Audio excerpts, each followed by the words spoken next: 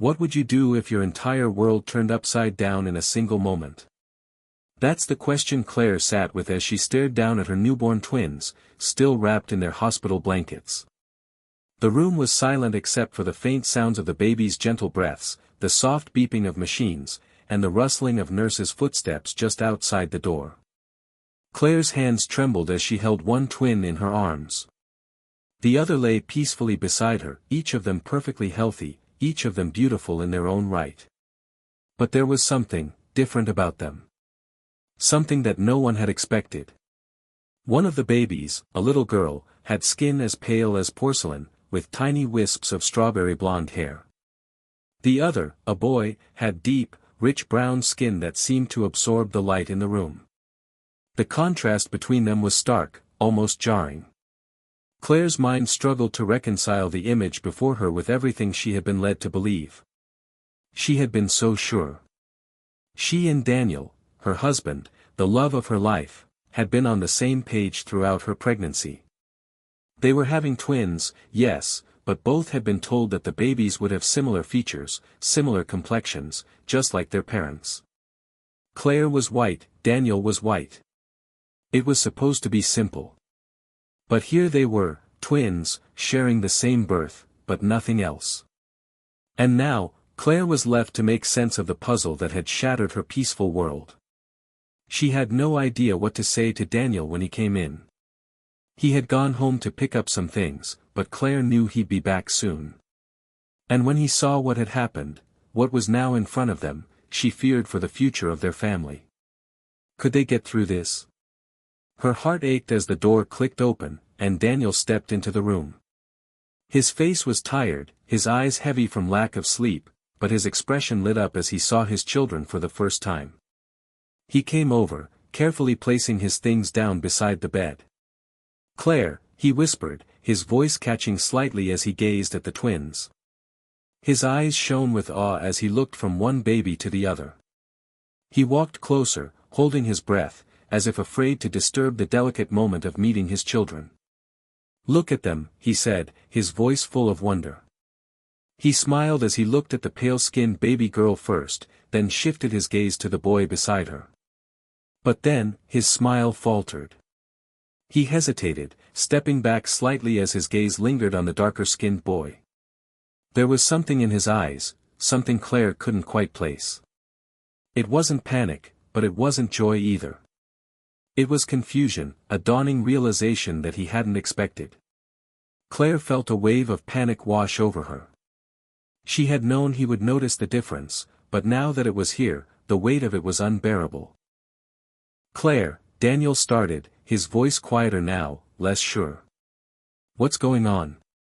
Why is he different?" Claire's breath caught in her throat. She didn't know how to answer him. She hadn't expected this either. She hadn't expected a moment of doubt to creep into his voice, not when they'd been so sure about everything else. They'd planned for this moment to be one of joy. But now, it was fractured, broken by a question neither of them could answer. The silence between them was deafening. It was as if the world outside had faded into the background, leaving just the two of them, standing in this tiny hospital room with two babies who would change their lives forever. "I don't know," Claire said finally, her voice barely above a whisper. "I don't know why." Daniel stood there for a moment longer, staring at his son. The silence stretched, each second thick with the weight of his unspoken thoughts. Did you cheat on me?" His voice cracked on the final word, and his eyes met Claire's, searching for any hint of the truth. The accusation hit Claire like a punch to the gut. Her breath caught in her chest, and for a moment, she could barely breathe. She opened her mouth to protest, to deny the question that had just shattered her world, but nothing came out. "Of course not, Daniel," she finally managed to say, her voice trembling. "I swear. I've never cheated on you." But even as the words left her mouth, a part of her felt the weight of doubt that had crept in, uninvited. Her mind raced, desperately trying to piece together an explanation that made sense. But nothing made sense. Daniel's eyes hardened as he glanced between the twins. His expression, which had been filled with warmth and love just moments before, was now strained, uncertain. "Then how do you explain this, Claire? How is this possible?" Claire shook her head. "I don't know. I really don't know." The pain of not having an answer settled deep in her chest, and she fought back tears that threatened to spill over. The truth was, she didn't have an explanation. And without one, how could she expect Daniel to trust her? How could she even trust herself? Maybe it's just a freak of nature," she offered weakly, but even as the words left her lips, she knew how ridiculous they sounded. Nature didn't just throw out twins with such stark differences in appearance. No, there had to be something more to it, something neither of them understood. But what? Daniel didn't respond immediately. He simply stared at the babies, as if looking for something that would explain the unexplainable. Claire's heart ached, a deep, aching sorrow that she couldn't shake. She reached out to touch his arm, but he pulled back, his eyes still fixed on the twins. "Just give me a minute," he muttered, and walked toward the door, leaving Claire alone with the children. As the door closed behind him, Claire's heart sank. She knew this moment, the one she had feared for so long, had just arrived. The world as she knew it was about to change. And she didn't know if they could survive it. Hit subscribe and leave a comment with where you're watching from. This story might just spark a new beginning. What's one thing that always pushes you forward, even when things get tough? As the silence of the hospital room stretched on, Claire's mind drifted back to a time long before the twins had arrived, back to her own childhood. The weight of what was happening now was too heavy for her to bear without understanding where it all began. There had to be a reason, she thought, a hidden thread in her past that could explain how her perfect life had suddenly crumbled. Growing up in a small town in Oregon, Claire had always felt different. Her family wasn't rich, and they weren't poor either, they were somewhere in between. Her parents were kind, hard-working people, but Claire often felt that something was missing. They never talked much about their own history, about where they came from. There were always whispers in the town about the oddities of her family, things she could never fully understand. Her mother, a gentle woman with auburn hair and soft eyes, often spoke about their heritage in vague terms. Claire's father, a quiet man with broad shoulders and a distant look in his eyes, rarely shared much at all. To Claire, they seemed like strangers who happened to be related by blood but never really connected emotionally. It wasn't until she was in her late teens that Claire began to notice the underlying tension in her family's history, the secrets they kept buried. One evening, when Claire was home from college for the summer, she stumbled upon a box in the attic. It was filled with old photographs and letters, some dating back to the 1950s. As she sifted through the papers, one particular photo caught her eye, a picture of her grandmother as a young woman, standing next to a man Claire didn't recognize. The man was dark-skinned, his features unfamiliar to Claire. There was no explanation written on the back of the photo, just the word "family" scribbled in her grandmother's handwriting. The discovery shook her. Her grandmother had never mentioned having an interracial relationship, and her mother never spoke of it either. But there it was, in black and white, proof of a hidden truth that had been buried in the past. When Claire asked her mother about the photo, her mother grew visibly uncomfortable and quickly changed the subject.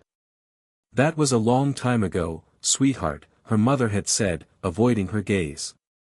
"There are things in our past that are better left untouched." But the words lingered in Claire's mind.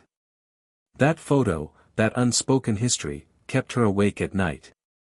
She couldn't shake the thought that something significant had been hidden from her, a secret about who she was, about her own identity. As much as her family tried to keep it buried, it felt like the truth was pushing its way to the surface, demanding to be acknowledged. Claire never discussed her findings with anyone, not even Daniel.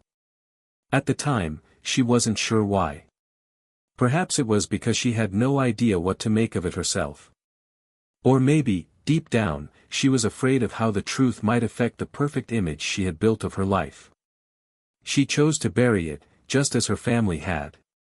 Years passed, and Claire moved to the city to attend college, where she met Daniel. He was everything she had ever wanted, a kind, understanding man who made her feel seen and loved.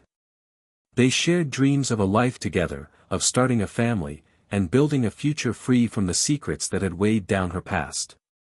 And when they found out they were expecting twins, it seemed like everything had finally fallen into place. Their life felt perfect, just as she had always imagined it would be. But now, with the twins in her arms and the sudden, jarring reality of their different skin tones, Claire felt the walls she had so carefully constructed around her past crumbling. Was the truth of her heritage, hidden for so long, finally coming to light? As the years had passed, Claire had convinced herself that she was far removed from the past. That was someone else's story, not hers. But now, as she looked at her children, the questions she had buried for so long were rising to the surface. Could the secret of her family's history explain the differences in her children? Could this strange twist of fate be tied to her own hidden roots? But how could she explain this to Daniel? How could she tell him about the secrets her family had kept from her? Would he believe her? Would he see this as yet another betrayal, another hidden truth, just like the doubts he had cast on their children's paternity? Claire stared down at the twins, her heart aching. She had no answers, only more questions. Later that night, as the hospital lights dimmed and the gentle hum of machines filled the room, Claire and Daniel sat in silence. He had returned from the hallway, where he had been pacing back and forth for what felt like hours. His face was drawn, his eyes tired, but there was something else there too, something that Claire hadn't seen before. It was fear. "I don't know what to think, Claire," Daniel finally said, breaking the silence. His voice was raw, the frustration in it palpable. "I need to understand. I can't make sense of this." Claire's chest tightened at his words. She reached out to him, but he pulled away, his hands clenched at his sides. "I swear to you, Daniel, I've never been unfaithful. You have to believe me," Claire said, her voice pleading, desperate for him to understand. "I don't have the answers. I don't know how this happened, but I love you. And I love these babies more than anything." Daniel looked at her for a long moment, his eyes searching hers. Then, in a voice barely above a whisper, he asked, "What if this is bigger than us? What if we don't even know who we are anymore?" Claire felt a chill run through her. She didn't know what to say.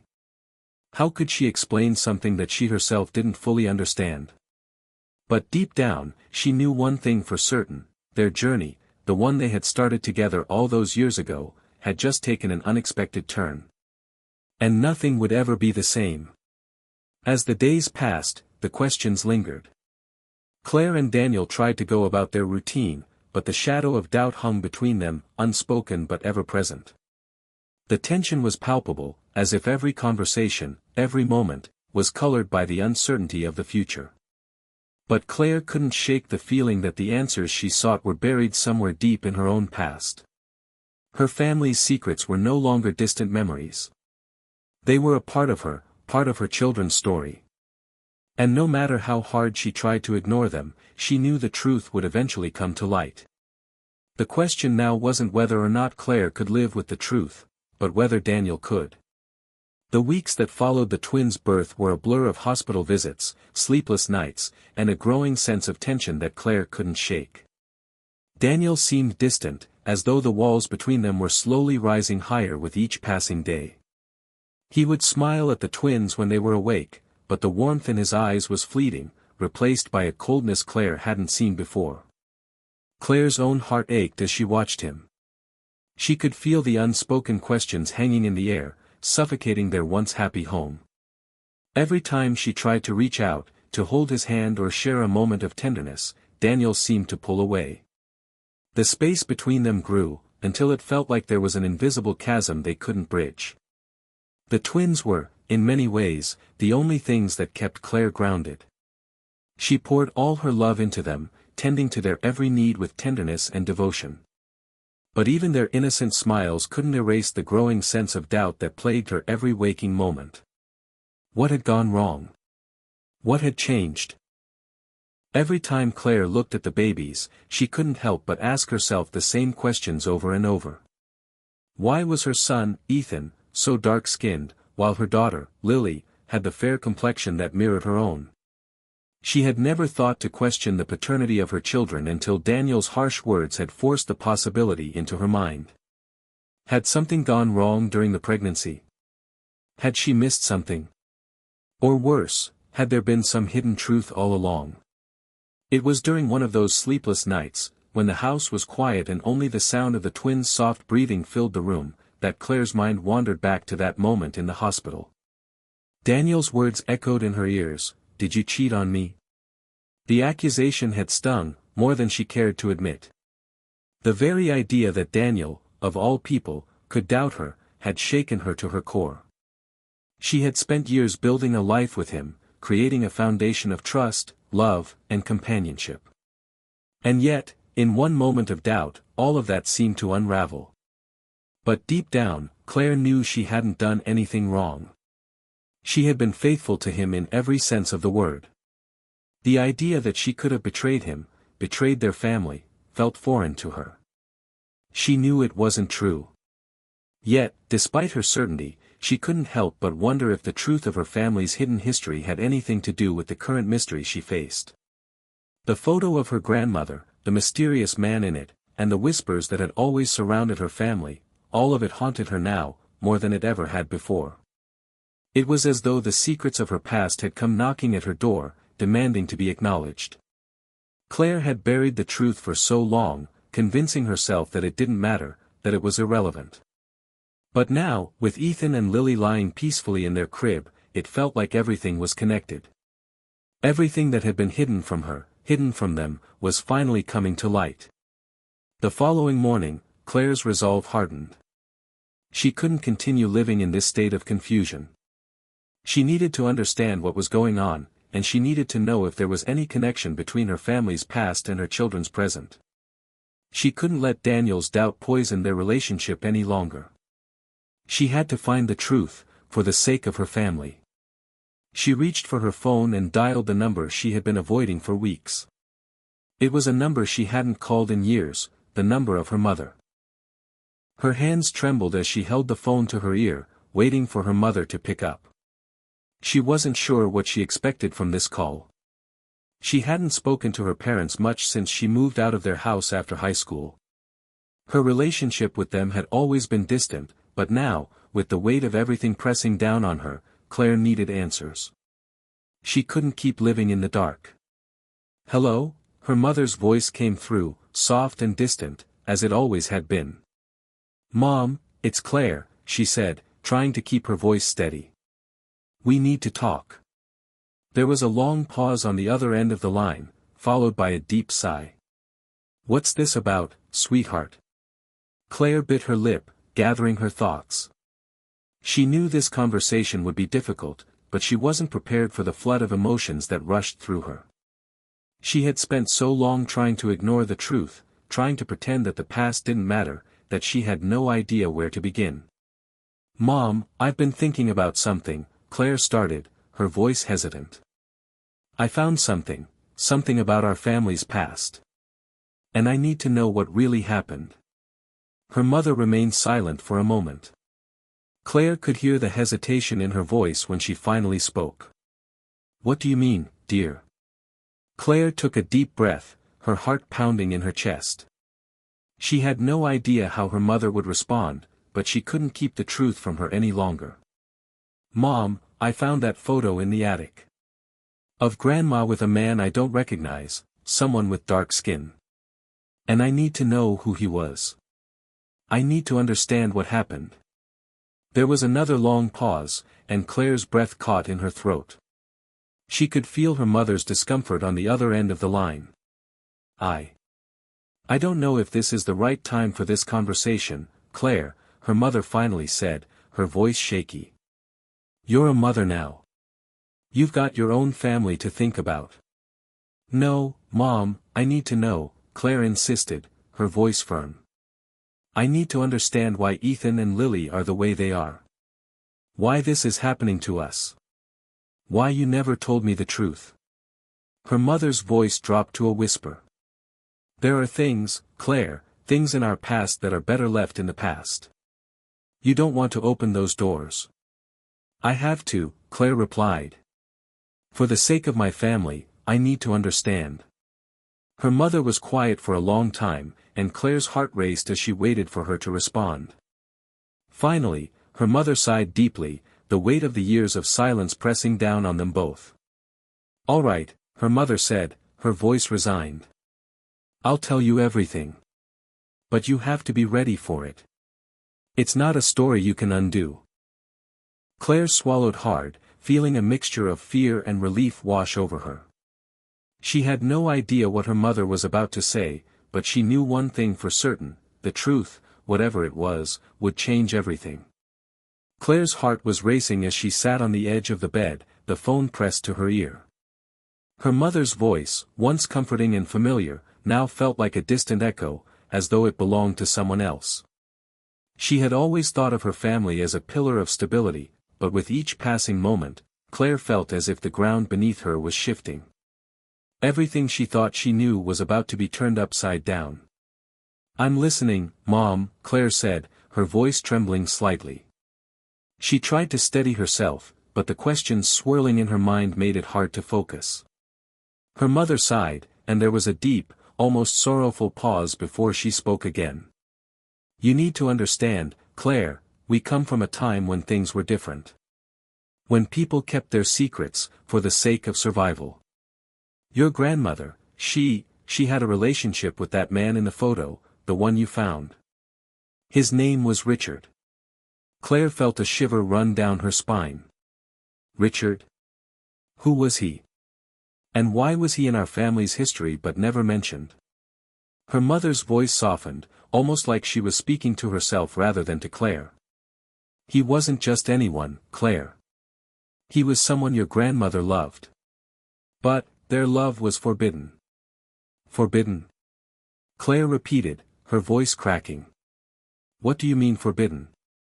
Her mother paused again, and Claire could hear the faint sound of her shifting in her chair, the weight of the conversation pressing on her. Richard was black. Your grandmother was white. This was in the 1950s, a time when such relationships were dangerous, even life-threatening. They met in a small town, just like we did, and for a while, they were happy. But the town was small, and it didn't take long for people to start talking. Claire's mind reeled. She had known her family's history was complicated, but never in her wildest dreams had she imagined that this deep, untold story, was what had been lurking just beneath the surface all these years. But what happened? Claire asked, though she was afraid of hearing the answer. Why did Grandma never talk about him? Why didn't anyone in our family? Because your grandmother was forced to leave him, Claire. It wasn't just her choice, there were threats. Richard had to leave town for his own safety. And after he left, your grandmother, she became pregnant with your uncle. But she had to leave, too. Your grandfather didn't know about Richard, and when he found out she was pregnant, it was a scandal. So, your grandmother left for a while, moved to a different town, and told everyone she had gone through a tough breakup. She never told anyone about Richard. Not even your uncle knows. Claire felt the world around her blur. Her mother's voice became a distant hum as she processed the enormity of what she was hearing. Her grandmother had been in love with a man who wasn't just an outsider, but someone who would have put both of their lives in jeopardy. That man's blood, Claire's blood, now ran through the veins of her children. The truth was undeniable now: Ethan and Lily's different skin tones weren't an anomaly, they were the result of an inherited history that had been buried for decades. But, why didn't anyone tell me this? Why didn't you tell me, Mom? Claire's voice broke as she asked the question that had been burning inside her for years. Why did we grow up with this lie? Her mother took a deep breath, the weight of her words clearly weighing heavily on her. I didn't tell you, Claire, because I didn't want you to feel like you weren't enough. I didn't want you to feel that you were somehow different, or that you weren't truly a part of this family. I thought if I kept it hidden, if I kept the past buried, it would be easier for you to live your life. But now, I can see I was wrong. The truth, finally laid bare, felt like both a revelation and a betrayal. Claire had spent years questioning her family's past, piecing together fragments of information, but the final answer was more complicated than she had ever imagined. There were deep secrets here, secrets that had shaped her life in ways she couldn't fully understand until now. But she knew, deep down, this wasn't just about her family. This was about the world they lived in, and how a single moment in time could leave an imprint on generations. Her mother continued, her voice more fragile now. When you met Daniel, I was scared. I didn't know what it would mean for you, to have him in your life, especially when things with your father were already difficult. I feared that this history would resurface, and it would tear your world apart. So, I stayed silent. Claire's mind swirled with 1,000 thoughts. She could feel her anger rising, but also a sense of sadness. Mom, how could you think I wouldn't understand? How could you think I wouldn't want to know the truth? I didn't want you to hurt, Claire, her mother whispered. And I didn't want you to see your family differently. But now I see how much you need to know. The truth is, Richard's blood runs through all of us, Claire. And it runs through your children now. I'm sorry I kept it from you. For a long moment, neither of them spoke. Claire sat still, letting the weight of her mother's words sink in. She had spent so much of her life trying to put the pieces of her family's puzzle together, and now she understood why it had always felt incomplete. The truth was far more complicated than she had ever imagined. And now, the reality of it was staring her in the face. Thank you for telling me, Mom, Claire said quietly. But what about Daniel? How do I explain this to him? How do I make him understand? Her mother didn't immediately respond. When she did, her voice was low, filled with the weight of experience. You need to be honest with him, Claire. You need to tell him the whole story, the way I've just told you. If you want him to understand, you have to let him see you for who you really are, who your family really is. It's the only way forward. Claire wiped her eyes, her heart heavy with the enormity of what lay ahead. She had always thought she knew who she was, but now she was facing a truth that would change everything. She wasn't just Claire, the woman with a perfect family, a perfect life. She was Claire, the descendant of a forbidden love, the bearer of a hidden history that spanned generations. And now, more than ever, she understood the depth of Daniel's doubts. How could he possibly understand the weight of all this history, this legacy, when she herself had only just discovered it? But one thing was clear, it was time to stop hiding. It was time to confront the past, no matter how painful or complicated it was. Thanks, Mom, Claire said again, her voice filled with both gratitude and sorrow. I'll do what I can. She hung up the phone and sat there for a long moment, lost in thought. She could no longer deny the truth. But how would Daniel react? Would he ever truly accept the story she had just learned? Could he love their children the way they both deserved to be loved, despite everything? As Claire looked at the twins, lying peacefully in their crib, she knew one thing for certain, she had to face the past, no matter the cost. It was the only way forward. The days after her conversation with her mother felt like they stretched out endlessly before her. Claire found it hard to focus on anything else. The weight of the truth, the story her mother had shared with her, loomed over her every waking moment. She spent hours lying awake in the quiet of the night, staring at the ceiling, trying to piece together how to face Daniel. The truth was one thing, but telling it, revealing everything that had been hidden, was another.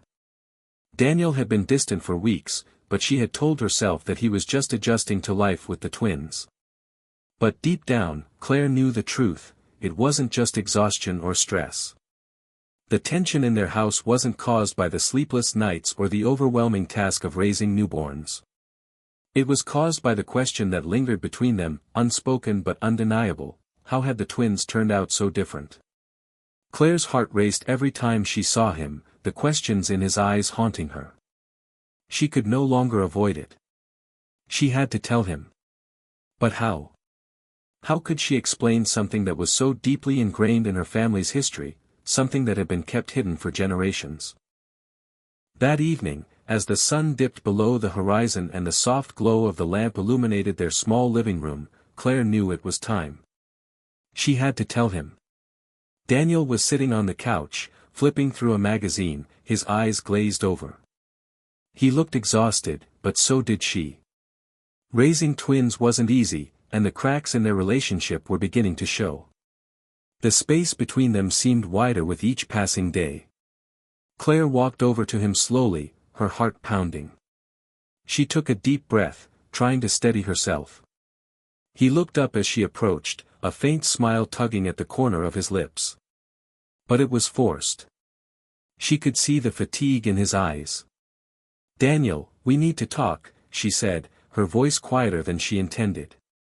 He set the magazine down, his expression turning serious. "About what?" he asked, leaning forward slightly, his eyes narrowing with a mix of concern and curiosity. Claire swallowed, the words feeling thick in her throat. "Just say it," she told herself. "Just tell him the truth. About the twins.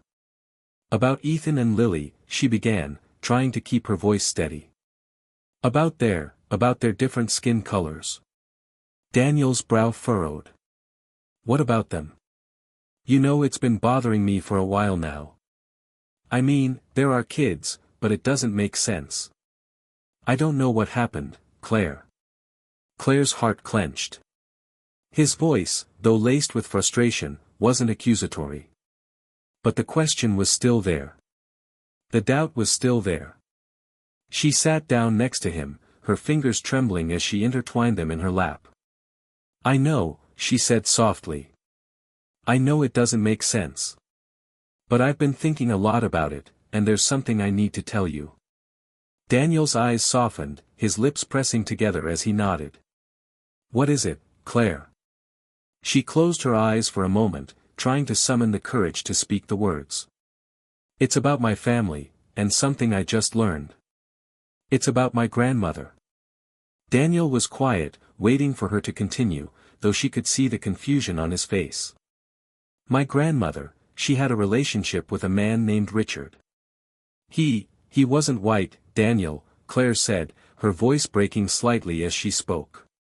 "He was black. And they loved each other, but their relationship was forbidden. This was in the 1950s, in a small town where they would have faced violence for being together. My grandmother never told anyone about him, not even my mother. She kept it hidden." Daniel's eyes widened. "What? But, what does that have to do with Ethan and Lily?" Claire took a deep breath, her hands trembling. "I didn't know this until recently, but Richard's blood, it runs through my family. It's in me. And it's in our children." Daniel sat back, his face a mix of shock and disbelief. "Wait. Are you telling me that, you're saying that Richard is?" He trailed off, his mind struggling to connect the dots. Claire nodded slowly. "Yes. I didn't know about him either, Daniel. No one did. But this explains everything. Ethan's skin is darker, just like Richard's. And Lily, she has my fair complexion, but they both have his blood." A heavy silence hung in the air as Daniel processed her words. His face was unreadable, and Claire could feel the tension thickening between them. This is a lot to take in, Claire," Daniel finally said, his voice barely above a whisper. "I mean, I don't even know what to say." "I know," Claire whispered back. "I don't expect you to understand. I didn't understand either, until I talked to my mom. But this is the truth. Ethan and Lily are a part of something much bigger than either of us could have imagined. And I need you to understand that." Daniel was quiet for a long moment, his eyes distant. Claire could see the wheels turning in his head, his expression hardening as he processed what she had just shared with him.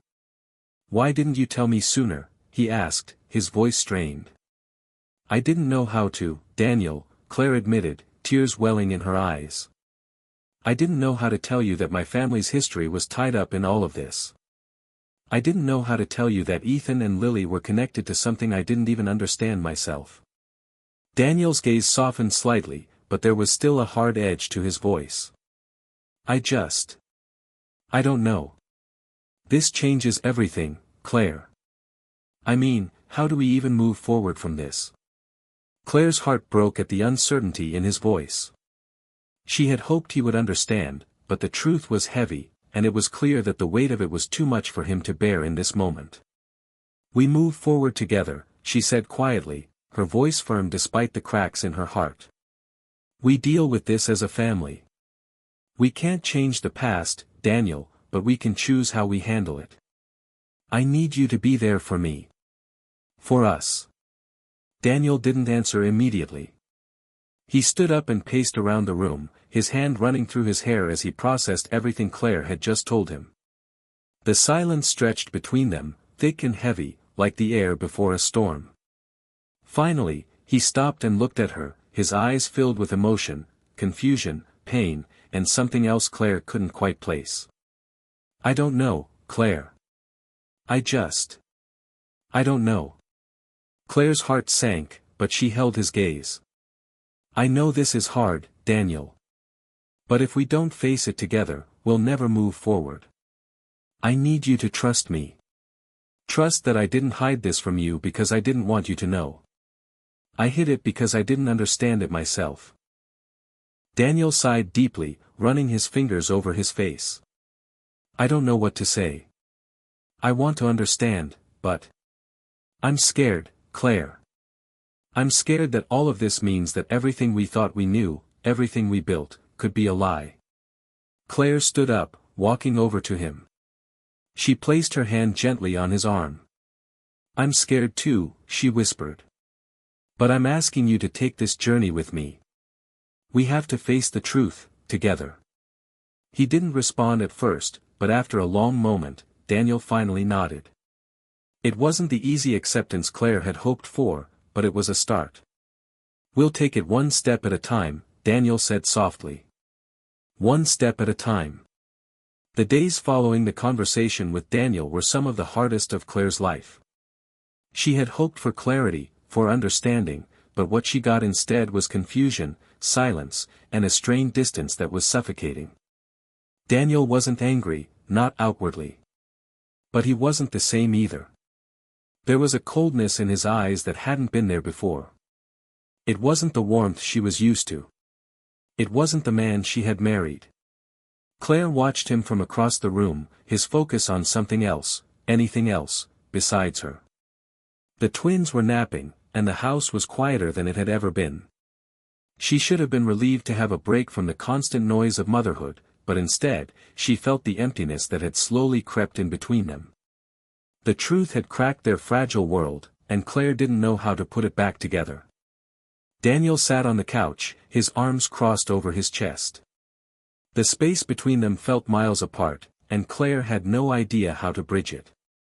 She had known this conversation would be hard, but she hadn't anticipated the depth of his retreat. His withdrawal hurt, a sharp ache that made her feel more alone than ever. For the first time since their relationship had begun, Claire wondered if they could come back from this. Could they overcome the shadows of the past? Could they rebuild what had been broken?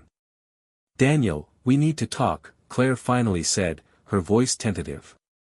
She had avoided initiating another conversation, afraid of pushing him further away, but it was becoming unbearable.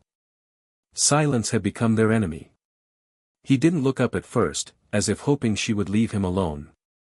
But then he sighed deeply and turned his gaze toward her, his eyes tired but searching.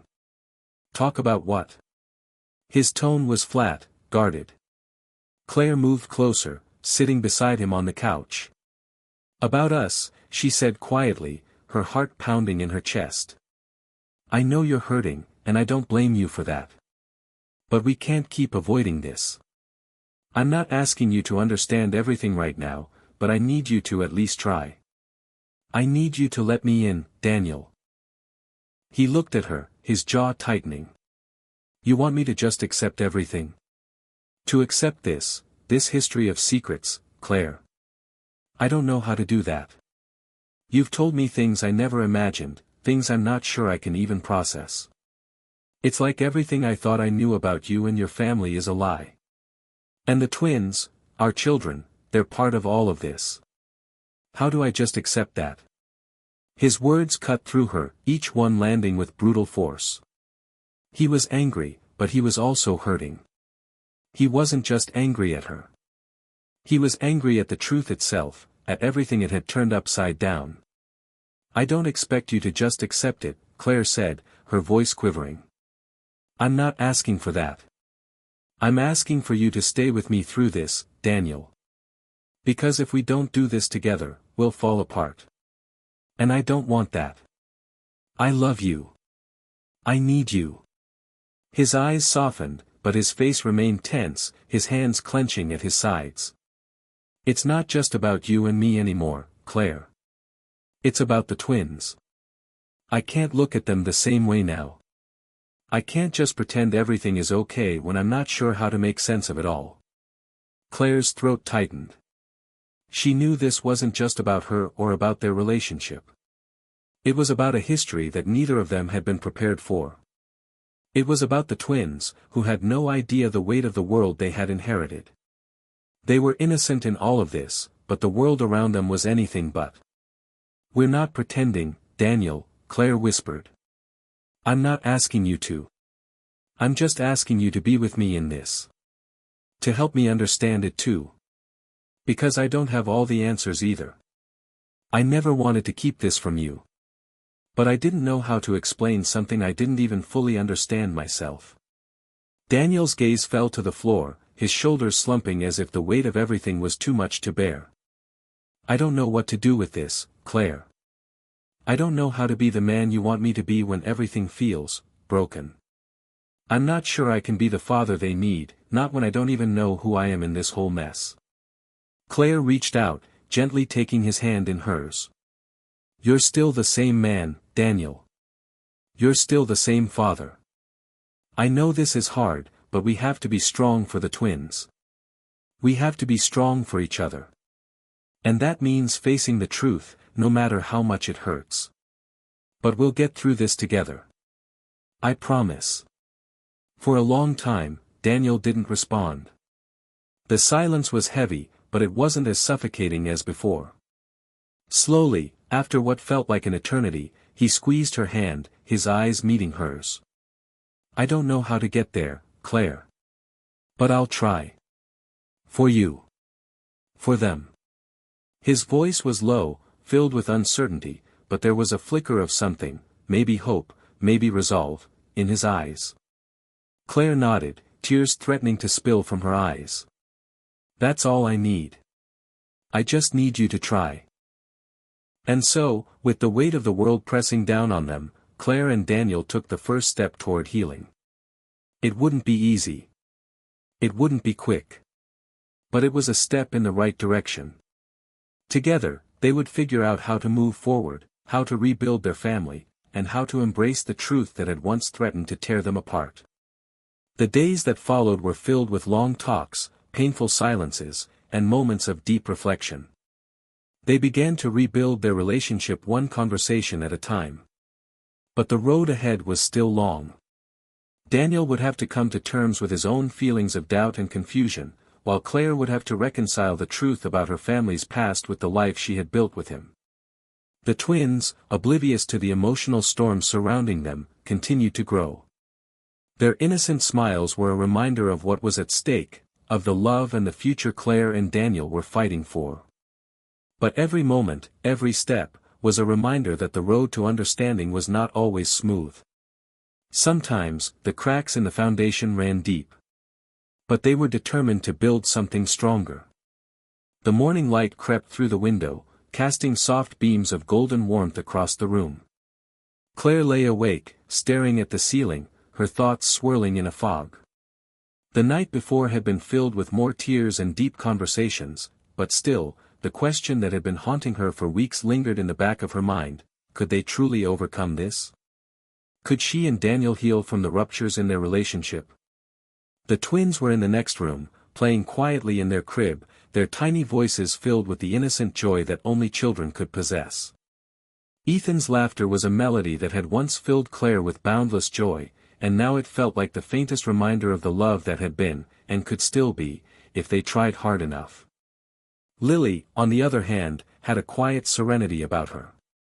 Her pale skin, a stark contrast to Ethan's darker complexion, made Claire wonder about how people would see them as they grew older.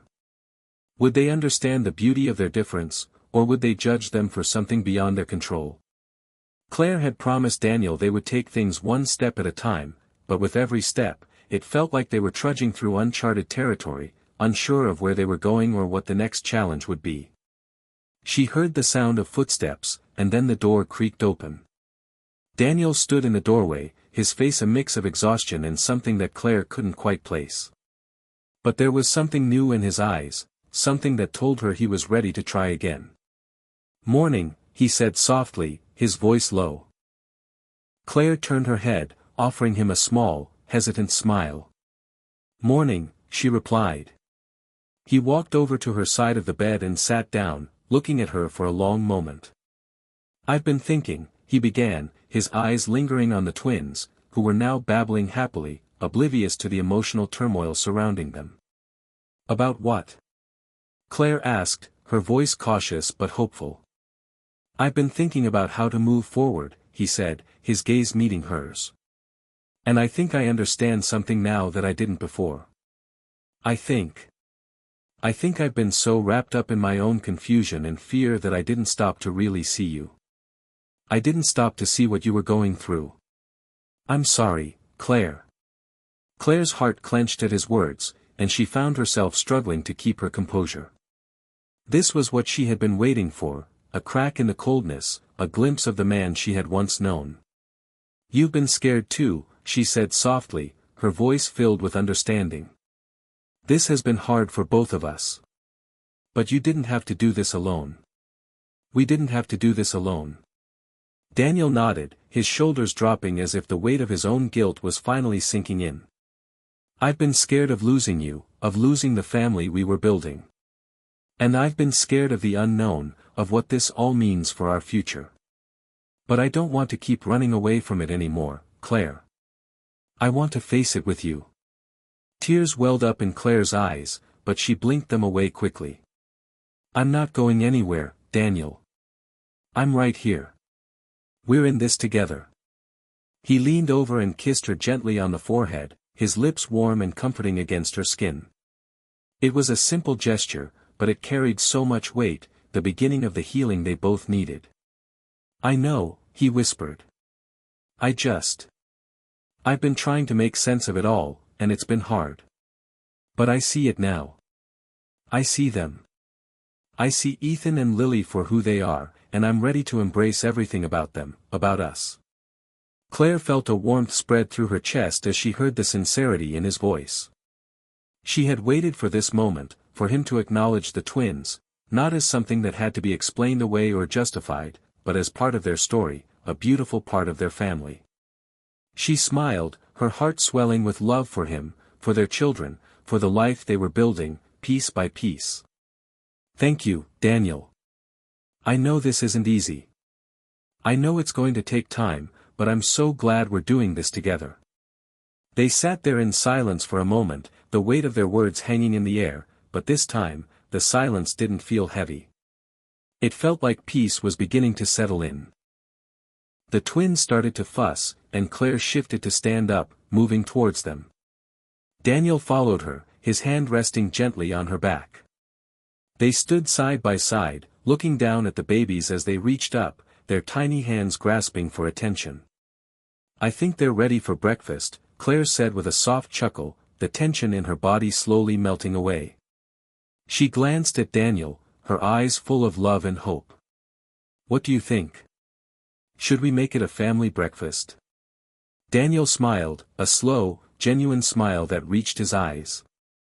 "I think that sounds like a great idea." For the first time in days, Claire felt a spark of hope that things would be okay. They had a long road ahead of them, filled with difficult conversations and moments of doubt. But in that moment, she knew they were both ready to walk it together. The past couldn't be undone, but the future was still theirs to shape. As the morning sun streamed into their home, Claire and Daniel shared a quiet moment of reconciliation, a moment that felt like the beginning of something new. The breakfast was simple: eggs, toast, and fruit, but to Claire, it felt like a celebration. The twins cooed happily in their high chairs as Daniel set the table, his movements slow but deliberate.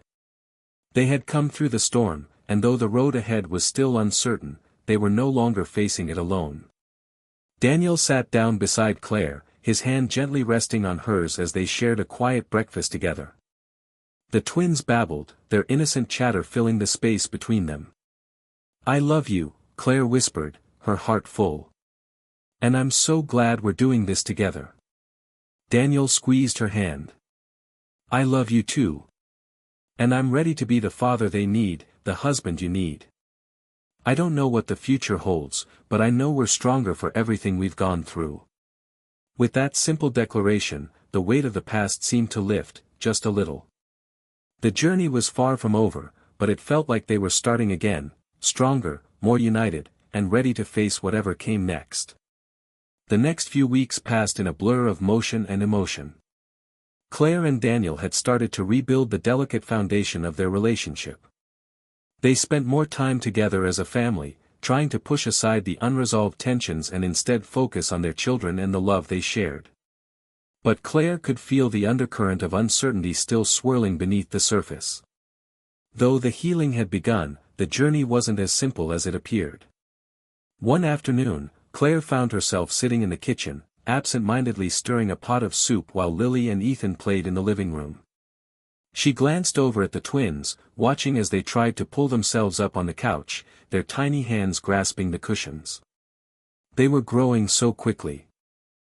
Ethan had started walking, his wobbling legs taking him on exciting, albeit clumsy, adventures. Lily, always more cautious, watched him from the floor, her wide eyes filled with curiosity. Claire couldn't help but wonder what the future would look like for them. Would Ethan and Lily grow up with the same sense of uncertainty that had shadowed her own life? Would they be judged for their differences, for being born with different skin tones and different histories? Would they ever feel the weight of the questions Claire had spent her whole life asking? A soft knock on the door snapped Claire out of her thoughts. She turned, surprised to see a familiar face standing in the doorway. It was Daniel's mother, Carol. "Hi, Claire," Carol greeted, stepping inside with a warm smile. "I hope I'm not interrupting anything." "No, not at all," Claire replied, her surprise quickly turning into warmth. Carol had always been kind to her, even though their relationship had been somewhat distant. The tension between Daniel and his family had made things awkward at times, but today, Carol's visit felt different. It felt like she was trying to bridge a gap. Carol set down a basket she had been carrying, filled with freshly baked bread and homemade jam. "I thought I'd drop by and bring you some lunch. I know you're busy with the twins, and well, I figured I could help." "Thank you," Claire said, her heart lightening a little. "That's really sweet of you." As Carol placed the basket on the counter, Claire couldn't shake the feeling that something was off. Carol's kindness seemed genuine, but there was a certain hesitance in her movements. She seemed to be treading carefully, as if she were unsure of how to proceed. "Is everything okay?" Claire asked, her voice soft. "You seem a little quiet." Carol glanced at her, the lines on her face softening as she took a seat at the kitchen table. "I'm just worried about Daniel," she confessed, her voice tinged with concern. "I know he's trying, and I know he loves you both, but I can see how hard this is for him. It's not just about accepting the twins, Claire. He's struggling with his own feelings of inadequacy, of wondering if he's enough, if he's been enough as a father, as a husband." Claire's heart twisted as she listened to Carol. She had known that Daniel was struggling, but hearing his mother speak so openly about it made the reality even more painful. She had always admired Carol's strength, and now, hearing her speak of Daniel's internal battle, Claire felt a deeper understanding of what Daniel had been going through. "I know," Claire said softly, feeling a wave of empathy wash over her. "I've seen it too. He's trying so hard, but it's like he's carrying a weight that's just too heavy for him." He doesn't know how to be the man I need him to be, or the father he thinks the twins need him to be. Carol nodded, her eyes filled with a mixture of sorrow and hope. He's always been the kind of person who holds everything in, Claire. He wants to protect everyone, but sometimes, that means he hides the parts of himself that need help. He doesn't want to burden you, but I think he's scared that if he opens up, he'll lose everything. Claire sat down across from Carol, her mind racing. She knew that Daniel's silence was a defense mechanism, but hearing his mother's words made her realize just how much he had been carrying alone. She had thought that by being strong for him, she was helping, but now she saw that maybe what he needed most wasn't just her strength, it was her understanding. I don't know how to fix this, Carol, Claire said, her voice tinged with frustration. I love him, and I want us to be okay, but sometimes it feels like we're just drifting apart. He won't talk to me about what he's feeling, and it's like he's building this wall between us. Carol's expression softened, and she reached across the table to gently squeeze Claire's hand. You're doing everything right, Claire. Don't doubt yourself. The fact that you're here, trying to make it work, is more than enough. But don't let him shut you out. Sometimes, the hardest thing for someone like Daniel is to admit that they need help, especially when it comes from the people they love the most. You have to be patient with him, and with yourself. Claire nodded slowly, absorbing her words. I want to be patient, I do.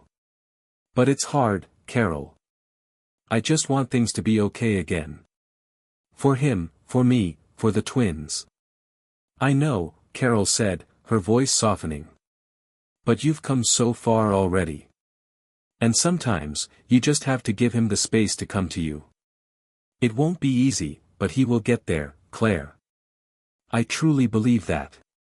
Claire didn't have all the answers, but Carol's visit had given her a new sense of clarity. She couldn't force Daniel to open up, but she could continue to be there for him, to create a space where he felt safe enough to face his own fears. It wasn't a quick fix, but it was a start.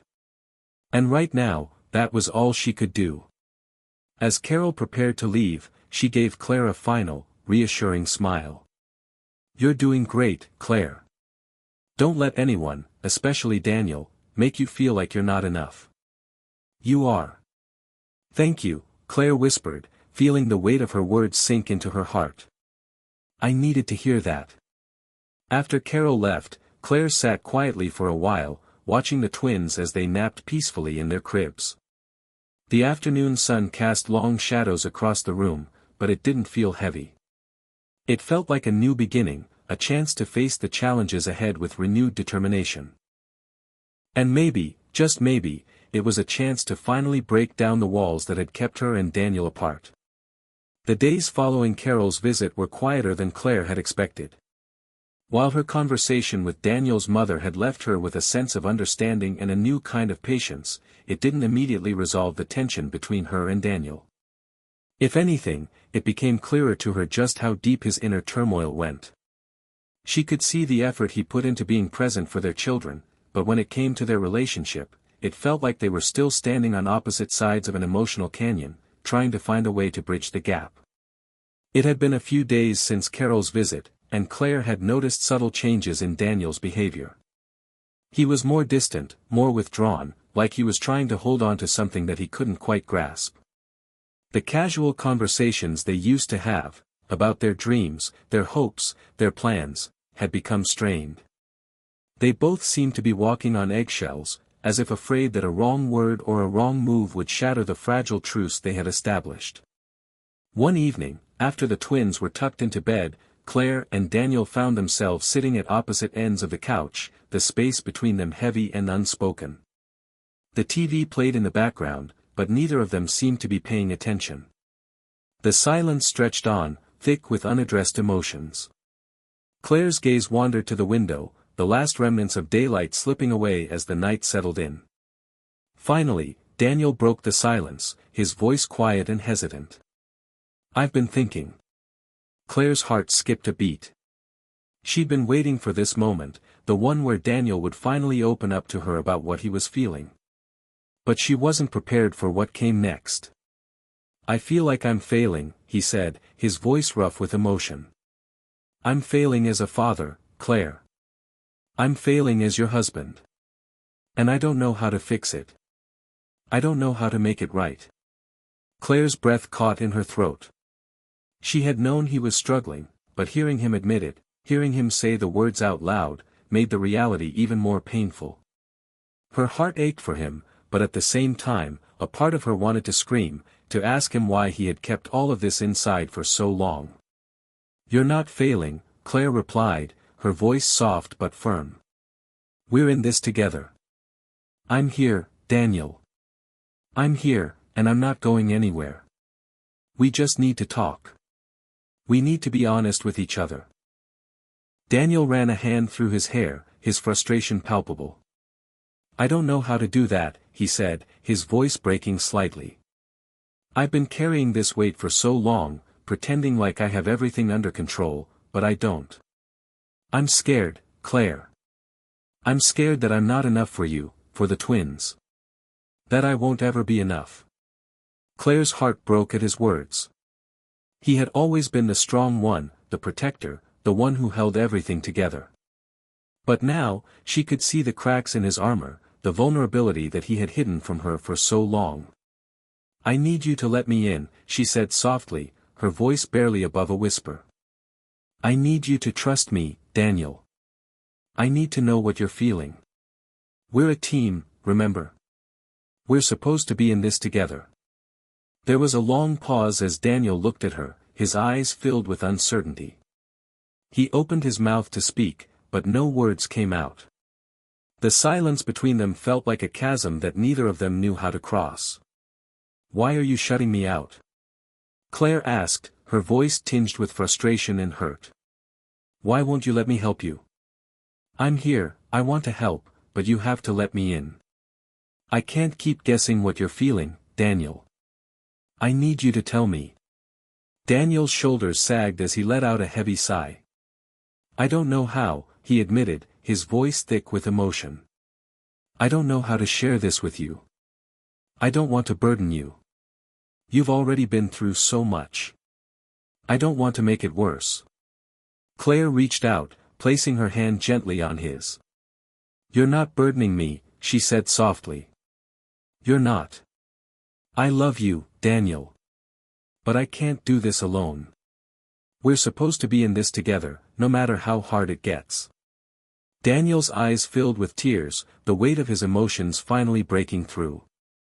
I'm so scared, Claire, he whispered. I'm scared that I'm going to lose you, that I'm not going to be the man you need me to be, the father our kids need. I don't know how to fix this.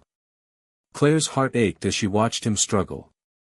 This wasn't just about their relationship, it was about Daniel confronting his own fears, his own inadequacies. It was about him learning to accept that it was okay to be vulnerable, that it was okay to ask for help. You don't have to fix everything, Claire said, her voice gentle but firm. You don't have to have all the answers. We don't have to be perfect. We just have to try, and that's enough. I'm not going anywhere, Daniel. We're in this together. For the first time in what felt like ages, Daniel let himself fall into her arms. He collapsed against her, his body shaking with sobs that he had held back for far too long. Claire held him close, her own tears falling freely as she whispered words of comfort, telling him that it was going to be okay, that they would figure it out together. In that moment, Claire realized that this wasn't just about the twins, or the differences between their skin colors, or the secrets they had kept from each other. It was about love, the kind of love that required vulnerability, honesty, and trust. It was about learning that they didn't have to have everything figured out, but as long as they had each other, they could face anything that came their way. As Daniel's sobs quieted, he pulled back slightly, looking at her with tear-filled eyes. I don't deserve you, Claire, he said, his voice raw. Claire shook her head, cupping his face in her hands. Yes, you do. We both do. We're both learning, Daniel. And that's okay. The silence that followed wasn't heavy anymore. It was the kind of silence that came after a storm had passed, leaving behind the soft sounds of healing. They were still far from being whole, but for the first time in a long time, Claire felt like they were moving forward. Together. It had been a week since that night. The rawness of Daniel's confession still hung in the air between them, but things had started to change. Slowly. The conversation that had seemed impossible, the emotional wall that Daniel had built around himself, was crumbling. They had talked more openly, even when the discussions weren't easy. Claire knew this was just the beginning of a longer journey, but there was something comforting in the fact that they were finally acknowledging the cracks in their foundation.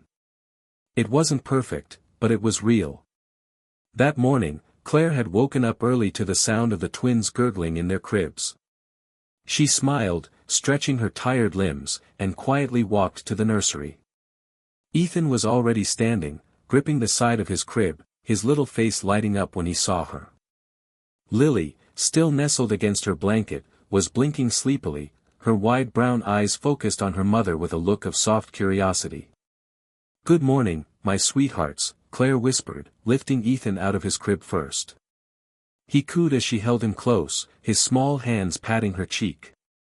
As Claire turned to grab Lily, her mind wandered. The twins were growing so fast, and yet the challenges of their situation, the unknowns about their futures, lingered in her thoughts. While she had been focused on Daniel's internal battles, she hadn't fully processed her own.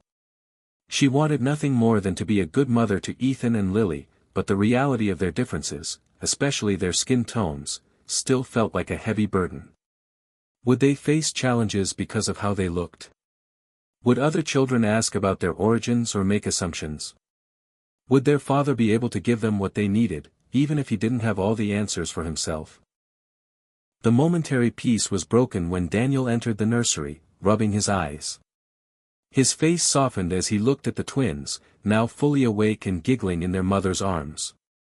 It was a simple, peaceful scene, but Claire could sense that Daniel was still carrying something he hadn't fully shared with her yet. "Morning," Daniel muttered, a tired smile crossing his face. But there was an undercurrent of tension in his voice. "Morning," Claire responded, turning to him. "Did you sleep okay?" "Not really," Daniel admitted, walking over to the crib where Lily was now cooing. He gently lifted her into his arms. "I've been thinking." Claire set Ethan down in his playpen and turned to face him. "About?" "Everything. About what you said the other night. I think you're right. We need to keep talking. I can't keep shutting you out, but there's something I've been holding on to. Something I haven't told you. And I think it's time." Claire's heart started to race. She had hoped, for the last week, that they were getting past the tough stuff. But it was clear now that Daniel had something else on his mind. She took a deep breath, walking closer to him. "Daniel, you know you can tell me anything, right?" she asked softly, trying to keep her voice steady. He looked at her, his expression unreadable. He nodded, but his eyes held a quiet sadness. "It's not easy to admit. And I didn't know how to say it. But I think I've been scared of what it means to be their father. Our twins. I know that sounds crazy, but hear me out." Claire was silent, letting him continue. "When I first saw them, I was so happy. I was in love with them, with you, and with the family we were going to have. But then something started to happen inside me. I looked at Ethan and thought, he's just like me. Then I looked at Lily and I started wondering. What does she see when she looks at me? Does she even see me as her father?" Claire took his hand, squeezing it. She knew where this was going. She could feel the fear creeping in again. "I've been struggling, Claire. Struggling with the fact that Lily has different skin than Ethan. I've been struggling with how I'm going to be the father she needs me to be. How I'm going to protect them both, when deep down, I still feel like I don't fully understand what it means to raise a child of color. I've never had to face that, and it's been scaring me." Claire stood there for a long moment, processing his words. She had never imagined Daniel feeling this way, especially not when he had been such a devoted father to both of them. She knew his feelings weren't rooted in anything other than his deep love for their children, but hearing him admit this fear made her heart ache. "Daniel," she finally said, her voice steady but filled with emotion, "you're already their father. And you don't have to have all the answers. You don't need to know everything about their experiences to love them, to protect them, to be their dad. What matters is that you show up. That you're there. That you love them, unconditionally." Daniel swallowed hard, his eyes brimming with tears. "But I'm afraid, Claire. I'm afraid that I won't be enough for them. I'm afraid that they'll grow up and hate me for not understanding their struggles. That I'll be a reminder to them of the world that doesn't see them for who they really are." Claire's heart broke for him. She could see that this wasn't about his love for their children, it was about his internal battle with the world's perceptions, with the knowledge that the world might not always be kind to them because of their skin colors. "You are enough, Daniel," Claire said gently, her voice steady, as she touched his cheek. "You are exactly what they need. And that's all they'll ever ask for. Love. The world may not always be kind, but you and I can teach them what love truly is. We can teach them that it doesn't matter what the world says about them. It matters what we show them. We'll show them strength, resilience, and pride." Daniel closed his eyes as Claire's words sank in. He let out a deep breath, as if releasing some of the weight that had been on his chest. He nodded slowly. "I want to believe that. I want to be the dad they deserve." "You already are," Claire whispered, her fingers tracing his jawline. "And we'll do it together, okay?" He nodded again, a faint smile tugging at his lips. For the first time in a long time, there was a lightness in his eyes, a flicker of hope. As they stood there, holding their children, Claire felt the tension begin to ease between them. This wasn't the end of their struggles, but it was a step forward. The road ahead would still be challenging, but they would face it together, with open hearts and open minds. They didn't have to have all the answers. They just needed each other, and their love for their children. Hit subscribe and leave a comment with where you're watching from. This story might just spark a new beginning. What's one thing that always pushes you forward, even when things get tough? The days that followed Daniel's emotional confession felt like a slow, painful healing process. They had both acknowledged their fears, their doubts, and their struggles, but the scars of the past weeks still lingered. The weight of their differences, especially when it came to their children, was not something they could simply wish away. Claire knew it was going to take time for both of them to process everything fully. But, for the first time in a long time, there was a sense of unity in their home. They were a team again. It was a Saturday morning, a crisp fall day that felt like a gentle reminder of the passage of time. The twins were in the living room, playing with their toys as Claire and Daniel prepared breakfast. The familiar sounds of their little feet padding against the hardwood floors filled the house. It felt like any other Saturday, until it didn't. While Claire was scrambling eggs at the stove, Daniel stood by the window, staring out at the yard. His brow furrowed, his expression distant. She noticed the shift in his demeanor, the way his shoulders were tense as he gazed outside. It wasn't the first time he'd seemed so detached, but something in her gut told her that today, it was different. "Daniel," she called softly, not wanting to startle him. "What's going on?" He didn't answer immediately. He just stood there, his hands gripping the edge of the windowsill, as though he were holding onto something inside of himself. Claire wiped her hands on a towel and approached him slowly, a quiet sense of concern growing in her chest. "Talk to me," she urged gently, her voice barely above a whisper. He turned to face her, his eyes wide with a mixture of frustration and vulnerability. For a moment, Claire thought he might say something about his work or one of the twins' recent milestones, something mundane, like they always did when life felt too overwhelming to talk about the deeper things.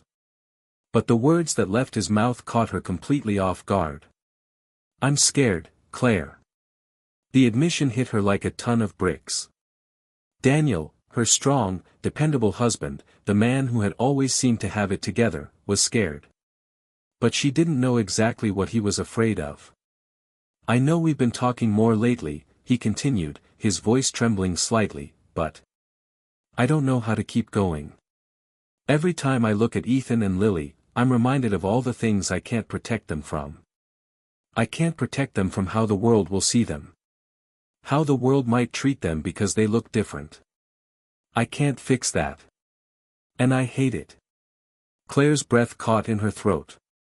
This fear, the one he was voicing now, was different from his earlier struggles. It was a deeper, more insidious fear, the kind of fear that came from knowing the world didn't always treat people kindly because of the color of their skin. She had seen it in her own life, though never as directly as Daniel had, and it pained her to know he was carrying that burden alone. She walked over to him, placing a hand on his arm. "Daniel," she said softly, her voice steady despite the churn of emotions in her chest, "I know this is terrifying. I know you feel like you can't protect them from the world. But you're not alone in this. Neither are they. We will fight for them, we will teach them how to fight for themselves. But they need you, Daniel. They need you to believe in them. And they need you to believe in yourself as their father." Daniel swallowed, his eyes glistening with unshed tears. "I'm just so scared, Claire. What if I fail them?" "You won't," Claire replied immediately, her voice firm, though her heart was heavy with the same fears. "You'll never fail them as long as you love them, as long as you show up every day. That's what they need, Daniel. They need your love, your presence. You're already doing everything you can." There was a long silence between them. Daniel finally let out a shaky breath, wiping his hand over his face. "I just don't know if I'm strong enough for this," he admitted, his voice breaking. Claire's heart ached at his words, but she wasn't going to let him fall into that self-doubt. She cupped his face in her hands, gently guiding him to look at her. "You are. You are strong enough. And if you ever doubt that, I'm right here. We're in this together." He nodded slowly, his gaze softening as he finally seemed to exhale the weight he'd been holding inside for far too long. As they stood there, Claire realized just how much Daniel's unspoken fears mirrored her own. The world could be harsh, and the future could be uncertain. But what they could control, what they could nurture, was the love they had for their children, and the strength they would find in each other. Later that day, they decided to take the twins to the park, a chance to get some fresh air and spend quality time as a family. The crisp autumn air wrapped around them, carrying the scent of fallen leaves and distant wood smoke. It was the kind of day that reminded them both that, even amid the chaos of their inner struggles, there was still beauty in the simple moments. As they walked through the park, pushing the twins in their stroller, Claire watched Daniel carefully. He seemed more at ease, more present than he had been in days. The worries still lingered behind his eyes, but he was no longer consumed by them. They had found their way back to each other, one conversation at a time. They sat on a bench near a playground, watching as children ran past, laughing and playing in the sunlight. For a moment, it felt like any other ordinary day, except it wasn't. It was a reminder that the ordinary moments were the ones that mattered most. The ones that built memories. The ones that made life worth living. Claire squeezed Daniel's hand, her fingers interlacing with his. He looked at her, a small smile tugging at his lips. He didn't have all the answers yet, and neither did she. But they were learning to trust each other again, to trust in their love for their children, and to trust that, together, they could face whatever the world threw their way. "Whatever happens," Daniel said softly, "I'll always be here. I'll always be there for them." "I know," Claire replied, squeezing his hand tighter. "And so will I." For the first time in a while, Claire felt a sense of peace settle over her.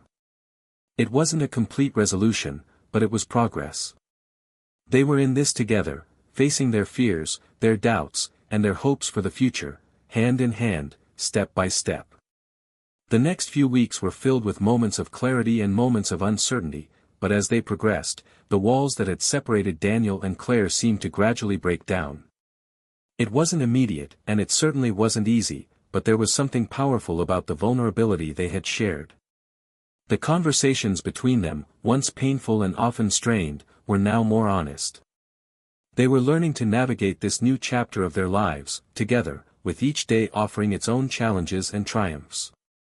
Claire had made it a priority to ensure that she and Daniel communicated more openly.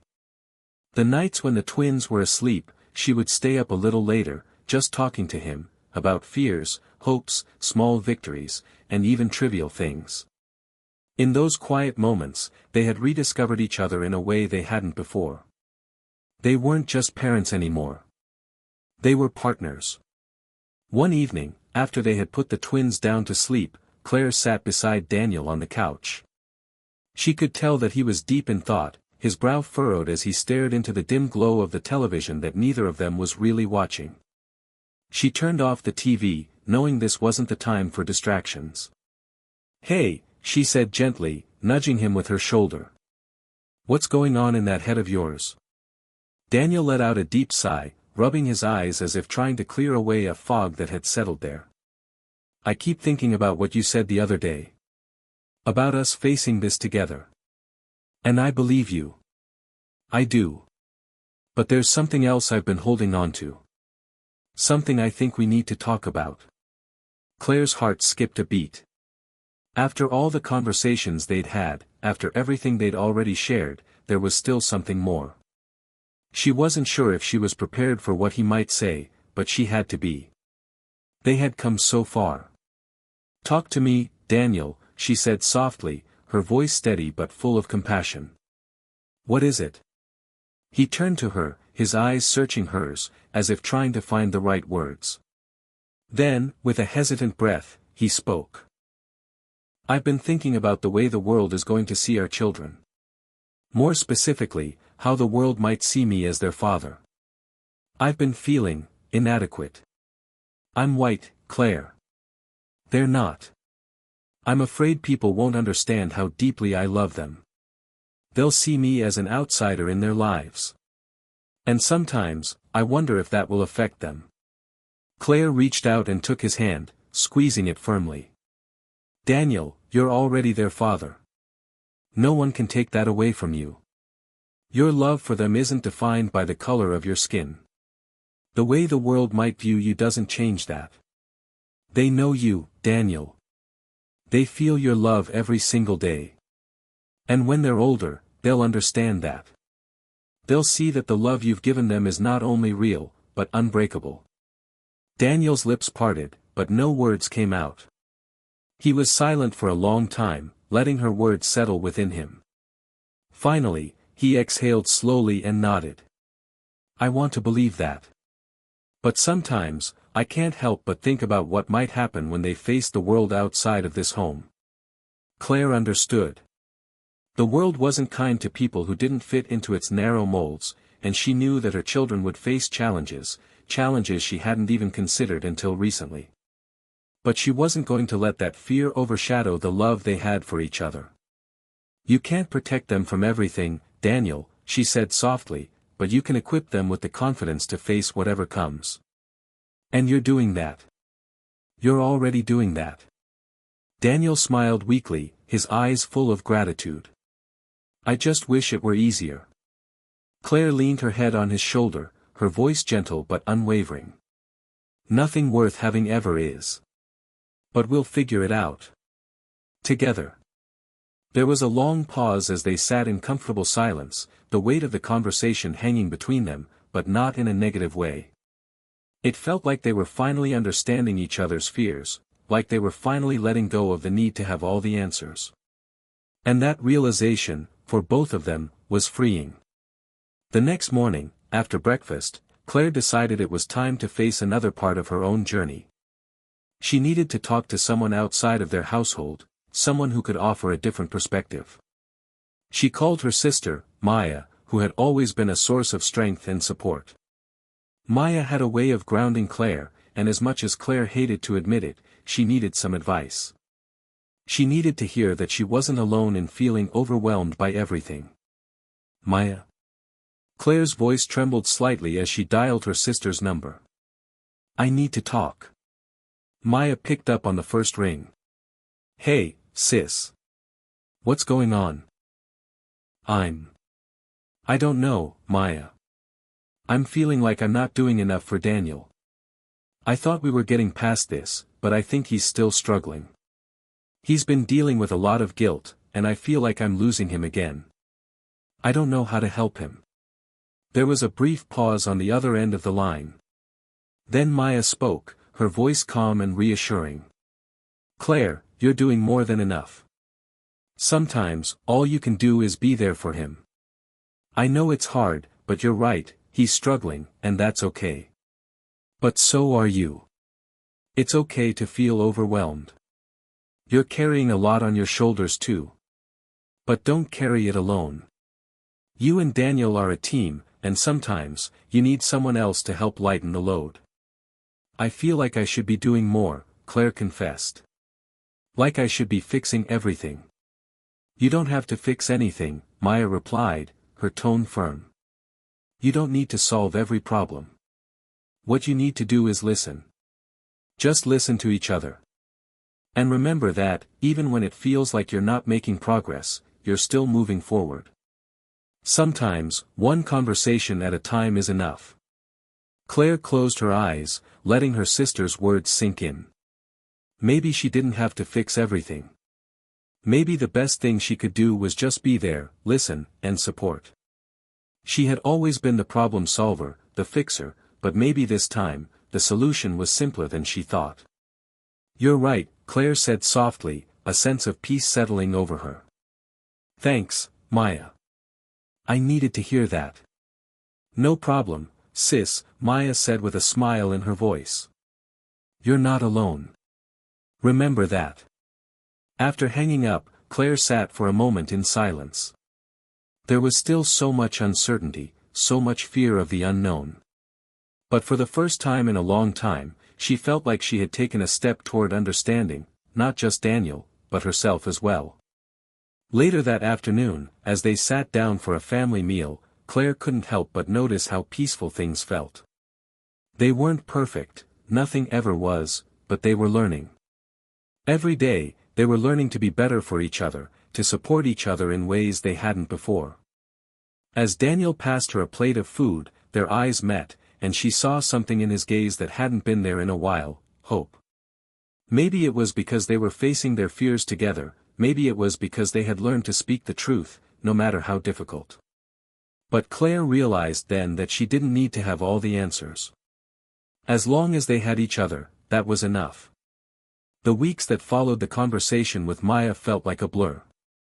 The weight of everything they had been through wasn't gone, but there was a subtle shift in the atmosphere of their home. Daniel was quieter than usual, but the distance between them had closed in a way that Claire hadn't expected. It wasn't perfection, but it was something they could build on. And that was enough, for now. One chilly evening, as autumn began to fully embrace the town, Claire found herself reflecting on the journey she and Daniel had been through together. They had come so far, yet so much still lingered beneath the surface. The fears, the insecurities, the questions about the future, they were still there, quietly simmering in the background. But what scared her most wasn't those uncertainties. It was the thought that they were still hiding parts of themselves from each other. That they weren't fully honest about the fear that had taken root in both of their hearts. It was late, after the twins had gone to sleep. Claire was in the living room, curled up on the couch with a book, but her thoughts kept drifting back to Daniel.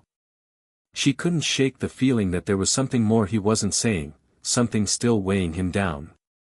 The silence between them had become comfortable in some ways, but Claire wasn't sure if it was healthy. Not anymore. When she heard the sound of the front door opening, Claire looked up. Daniel stood in the doorway, his coat still on, and his shoes scuffing against the floor as he kicked them off. He was back later than usual, and there was a far-off look in his eyes. Something wasn't right. Daniel, she called, setting her book down, concern rising in her chest. You're home late. Everything okay? He didn't immediately respond.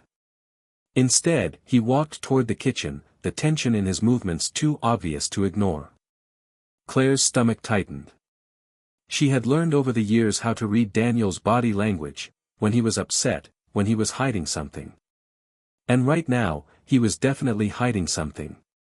She stood up, her heart racing a little faster now. "Daniel?" she asked, walking toward him. "What's going on? You seem distant." He turned slowly, his expression guarded. For a brief moment, she saw something flash in his eyes, a flicker of frustration, maybe even guilt. But then it was gone, replaced by the neutral mask he had perfected over the years. The mask that made it difficult for Claire to truly know what he was feeling. "I'm fine," he said, his voice flat.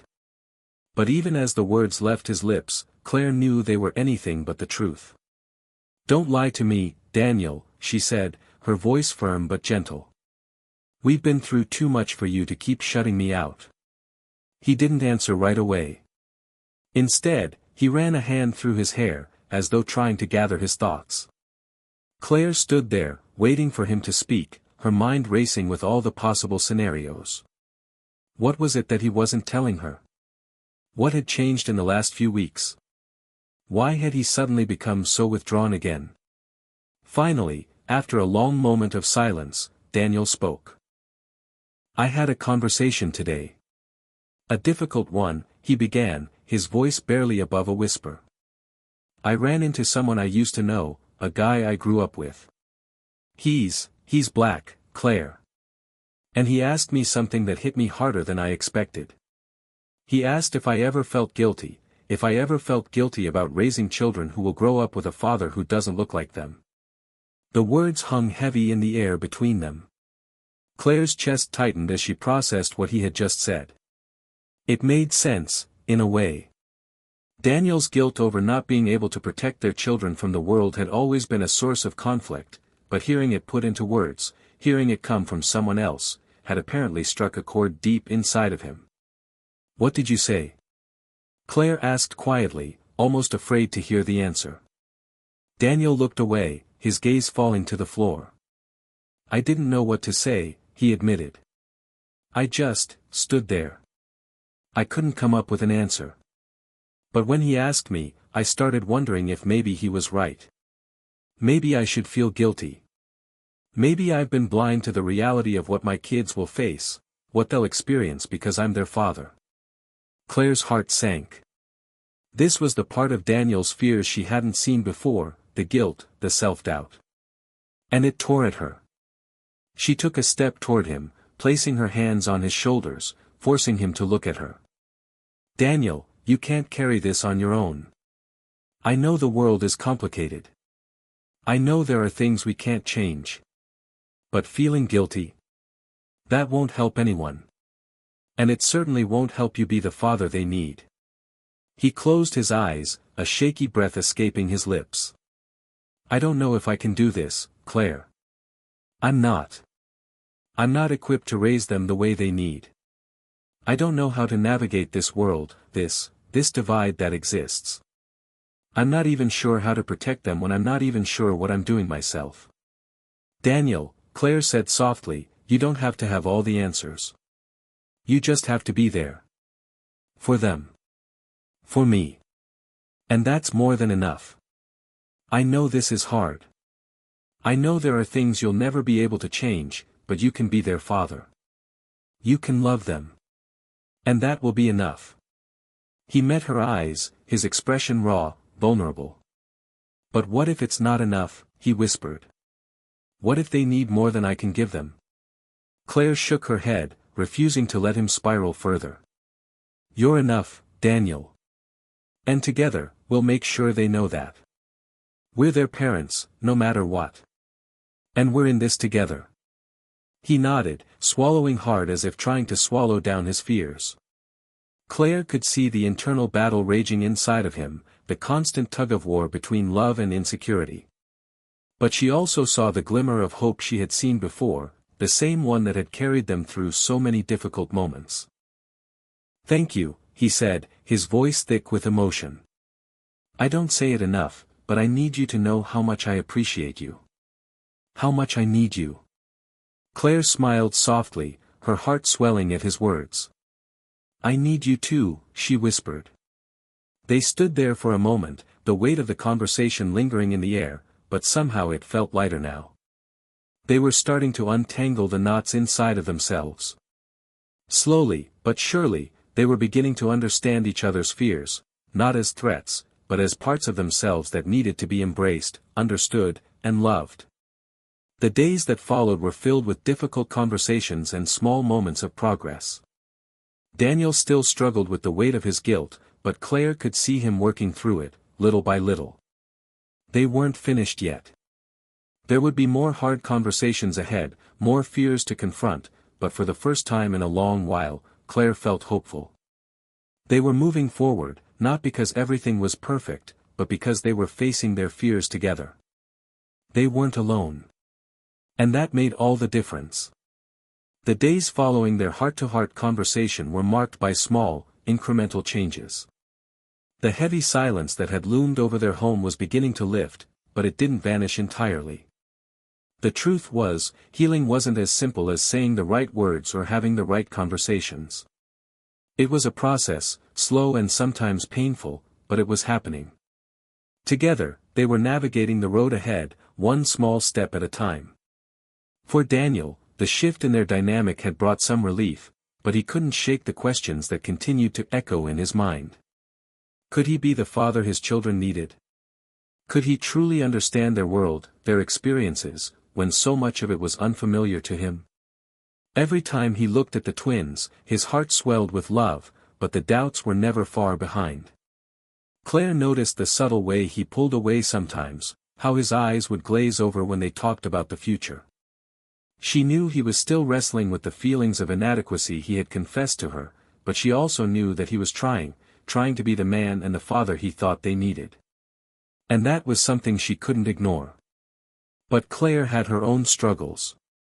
Even as she supported Daniel, there was a part of her that still felt the weight of the uncertainty they faced. The fear of what their children would encounter as they grew older, the fear of the world rejecting them, was something Claire couldn't easily shake. But she didn't want to carry those fears alone. She needed to share them with Daniel, needed to know that they would face the challenges as a team. The more they talked, the more Claire understood that they didn't have to have all the answers. They just had to face each new day together. That morning, as Claire was preparing breakfast, she watched Daniel play with the twins. It was a rare moment of pure joy. He was on the floor, making funny faces, and the twins were laughing uncontrollably. For the first time in a while, Claire felt a wave of gratitude wash over her. No matter what happened, no matter how many challenges they faced, their love for each other was something that could withstand it all. As she set the breakfast table, Claire decided it was time to share some of her own fears with Daniel. They had been so focused on his feelings, his guilt, that she hadn't given voice to her own uncertainties. It was time to change that. "Daniel," Claire called, breaking the silence in the room. "Can we talk for a minute?" He looked up, a smile spreading across his face as he saw her standing in the doorway. "Of course, what's on your mind?" She hesitated, trying to find the right words. How could she put into words the fear she had been carrying? The fear that the world might never truly accept their children, that no matter how much they loved them, they would always be seen as different. That her children would struggle with an identity that she couldn't fully understand. "I've been thinking," Claire started slowly, "about the future. About the world we're raising our kids in. And, I have to be honest, I'm scared." Daniel's expression softened, and he stood up from the floor, walking toward her. He took her hands in his, offering silent support as she gathered her thoughts. "I'm scared about how they'll be treated, Daniel," Claire continued, her voice thick with emotion. "I'm scared about how people will see them, how they'll be judged for the color of their skin. I can't protect them from everything, and that terrifies me." Daniel's eyes filled with empathy, and he pulled her into a gentle embrace. "I get it, Claire. I really do. But you're not alone in this. We're in it together. And together, we'll make sure they know they are loved and valued for who they are, every single part of them." The warmth of his words soothed the ache in Claire's chest, but the worry didn't entirely go away. The reality of the world outside their home was still there. Still looming. Still waiting for them. But what if they don't feel like they belong anywhere? Claire asked, her voice barely above a whisper. What if they struggle with feeling different, like they don't fit in? What if they grow up resenting us for not being able to protect them from all of this? Daniel took her face in his hands, lifting her gaze to meet his. Our kids are going to face challenges. That's the truth. But they also have something that so many other kids don't have, two parents who love them beyond measure. We can't control how the world sees them, Claire. But we can control how we raise them. And we will raise them to know that no matter what the world throws at them, they have us. They have love. And that love will carry them through anything. Claire's heart swelled with love and gratitude. She wasn't sure what the future held, but in that moment, she knew one thing for sure, they would face it together. Later that afternoon, as Claire and Daniel took the twins for a walk through the park, Claire reflected on their conversation. There was so much uncertainty, so much fear, but there was also love. A deep, unshakable love that made everything else feel a little less daunting. As they strolled through the park, watching the twins chase after a few fallen leaves, Claire felt a sense of peace settle over her. No, things weren't perfect. They would never be. But they were doing the best they could. They were doing it together, and that had to be enough. Daniel squeezed her hand as they walked side by side. I know it's not easy, but we're making it through, Claire. One day at a time. She smiled up at him, her heart full. Yeah, she agreed softly. One day at a time. That night, as they tucked the twins into bed, Claire lingered by their crib, watching them sleep. Their little faces were peaceful, untouched by the world's complexities, and for a moment, she allowed herself to forget the worries that always seemed to loom in the back of her mind. She simply enjoyed the peace of the present. As she turned to leave the room, Daniel's voice stopped her. Hey, Claire, he said softly, his voice full of tenderness. I meant what I said earlier. We're in this together. No matter what. Claire smiled, her heart swelling with affection. She walked back to him, wrapping her arms around him in a tight hug. Together, she whispered.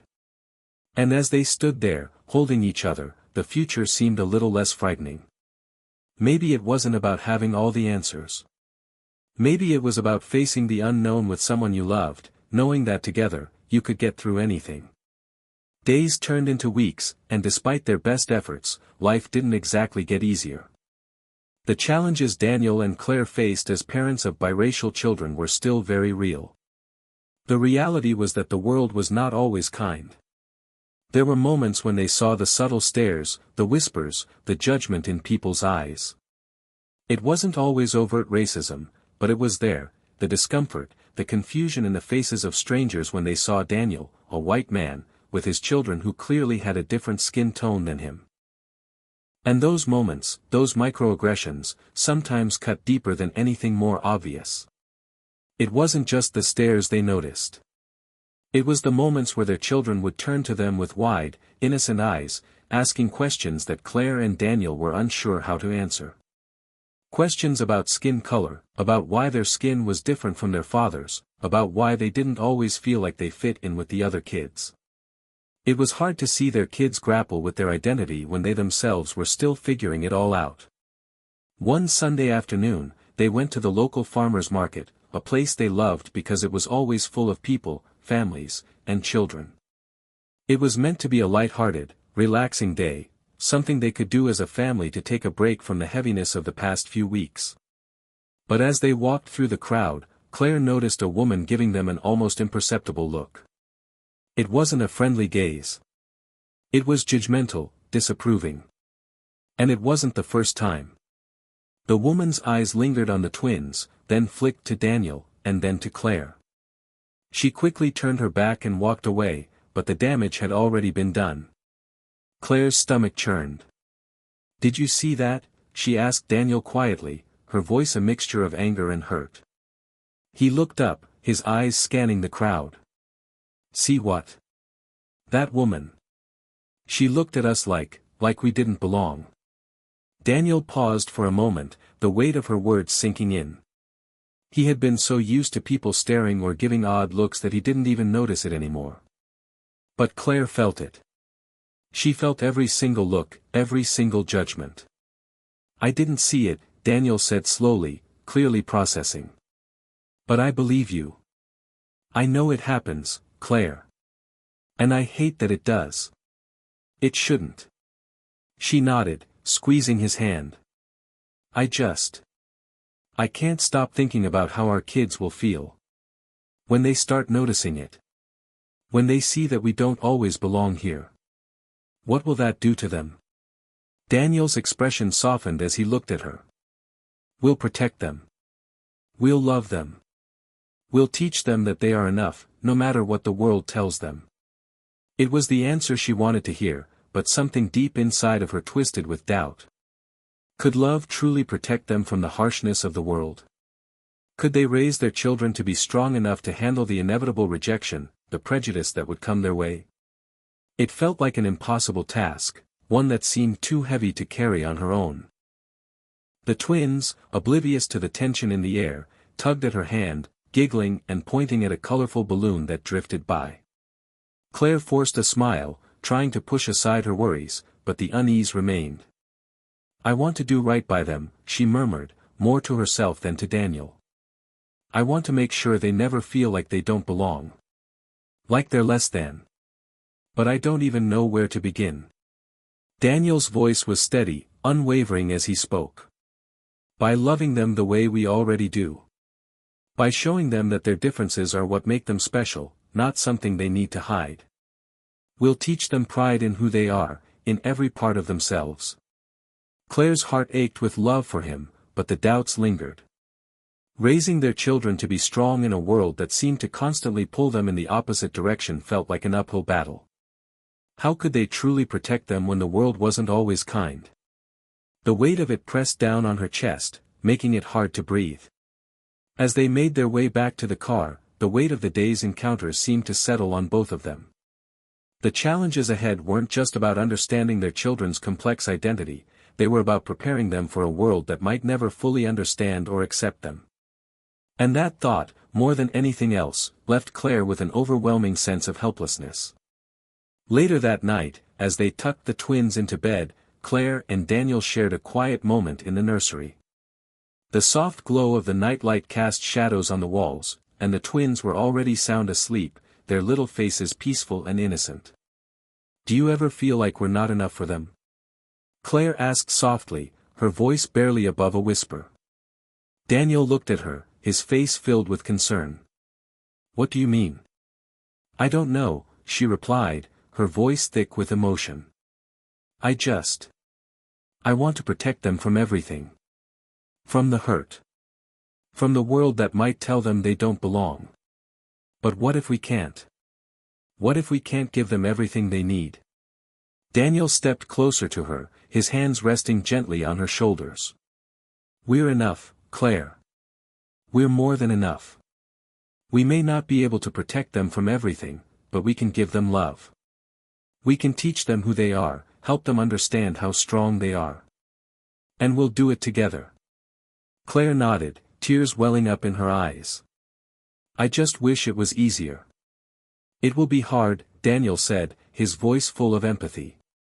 But we're doing this together. We're not alone in this, and that's what matters. We'll teach them to be proud of who they are. And no matter what happens, they will always know that they are loved, every single day. Claire rested her head on his chest, drawing comfort from his steady presence. The future was uncertain, and there would be more difficult conversations ahead.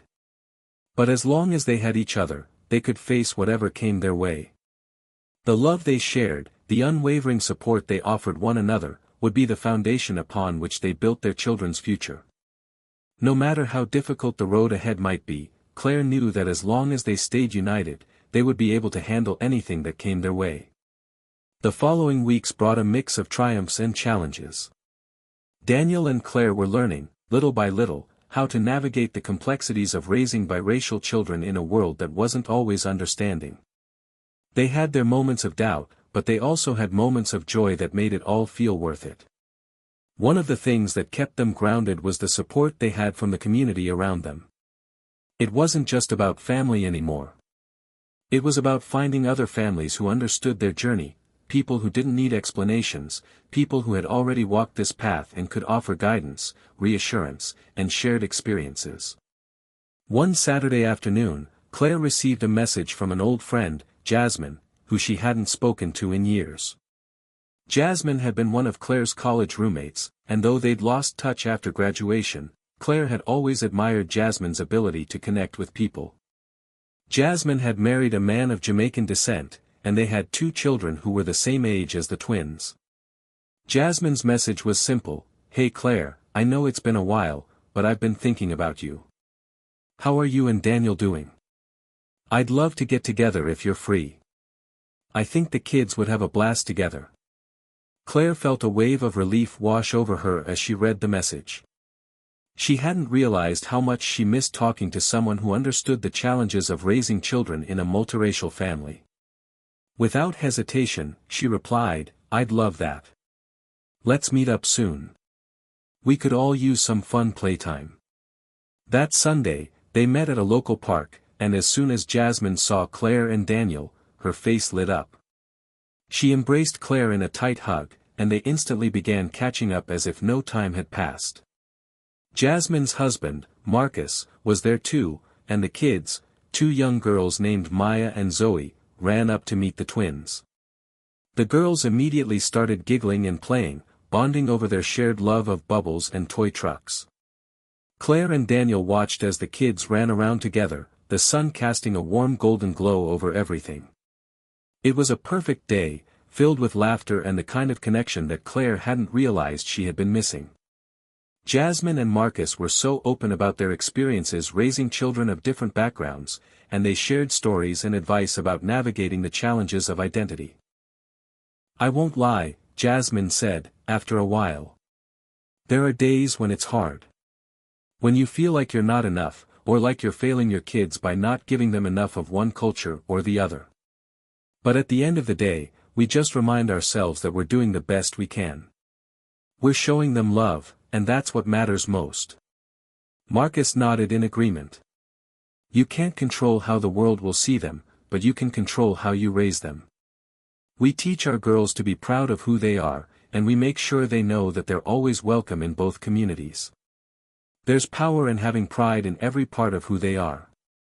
Claire felt a sense of relief as she listened to them.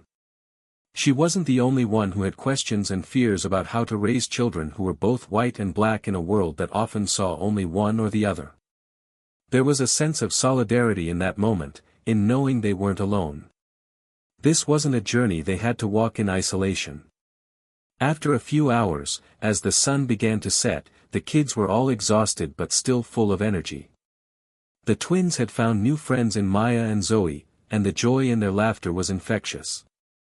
Even Daniel was laughing as he tried to keep up with the kids, dodging bubbles and playfully chasing them around. Before they left, Jasmine pulled Claire aside. "You know, I've been thinking. It might help to connect with more families like ours. We could start a little group or even just meet up every once in a while. It would be good for the kids, and it might help you and Daniel too." Claire felt a sense of relief at the suggestion. She had been wondering how she could connect with others who understood their unique situation, and Jasmine had just given her an answer. "That sounds amazing," Claire said. "I really need to surround myself with more people who get it. I think it would be good for us, for the kids." Over the next few weeks, Claire and Jasmine worked together to create a small network of families who were also raising children from multiracial backgrounds. They started meeting regularly, not only to give their kids a chance to bond but also to offer each other support and advice. The group became a safe space for them to share experiences, voice concerns, and learn from one another. They would meet for playdates, cookouts, or even just casual coffee get-togethers. The support was invaluable, and it gave Claire and Daniel a newfound sense of community. But it wasn't just the support from other families that made a difference. It was the way their children responded to one another, how Maya, Zoe, and the twins began to form a bond that transcended their differences. They didn't see each other's skin color. They just saw friends. And for that brief, beautiful moment, Claire could breathe a little easier. Maybe, just maybe, the world would become a little bit more accepting as they grew. One day, as Claire was sitting in the backyard, watching the twins play with Maya and Zoe, she realized something that had eluded her for so long.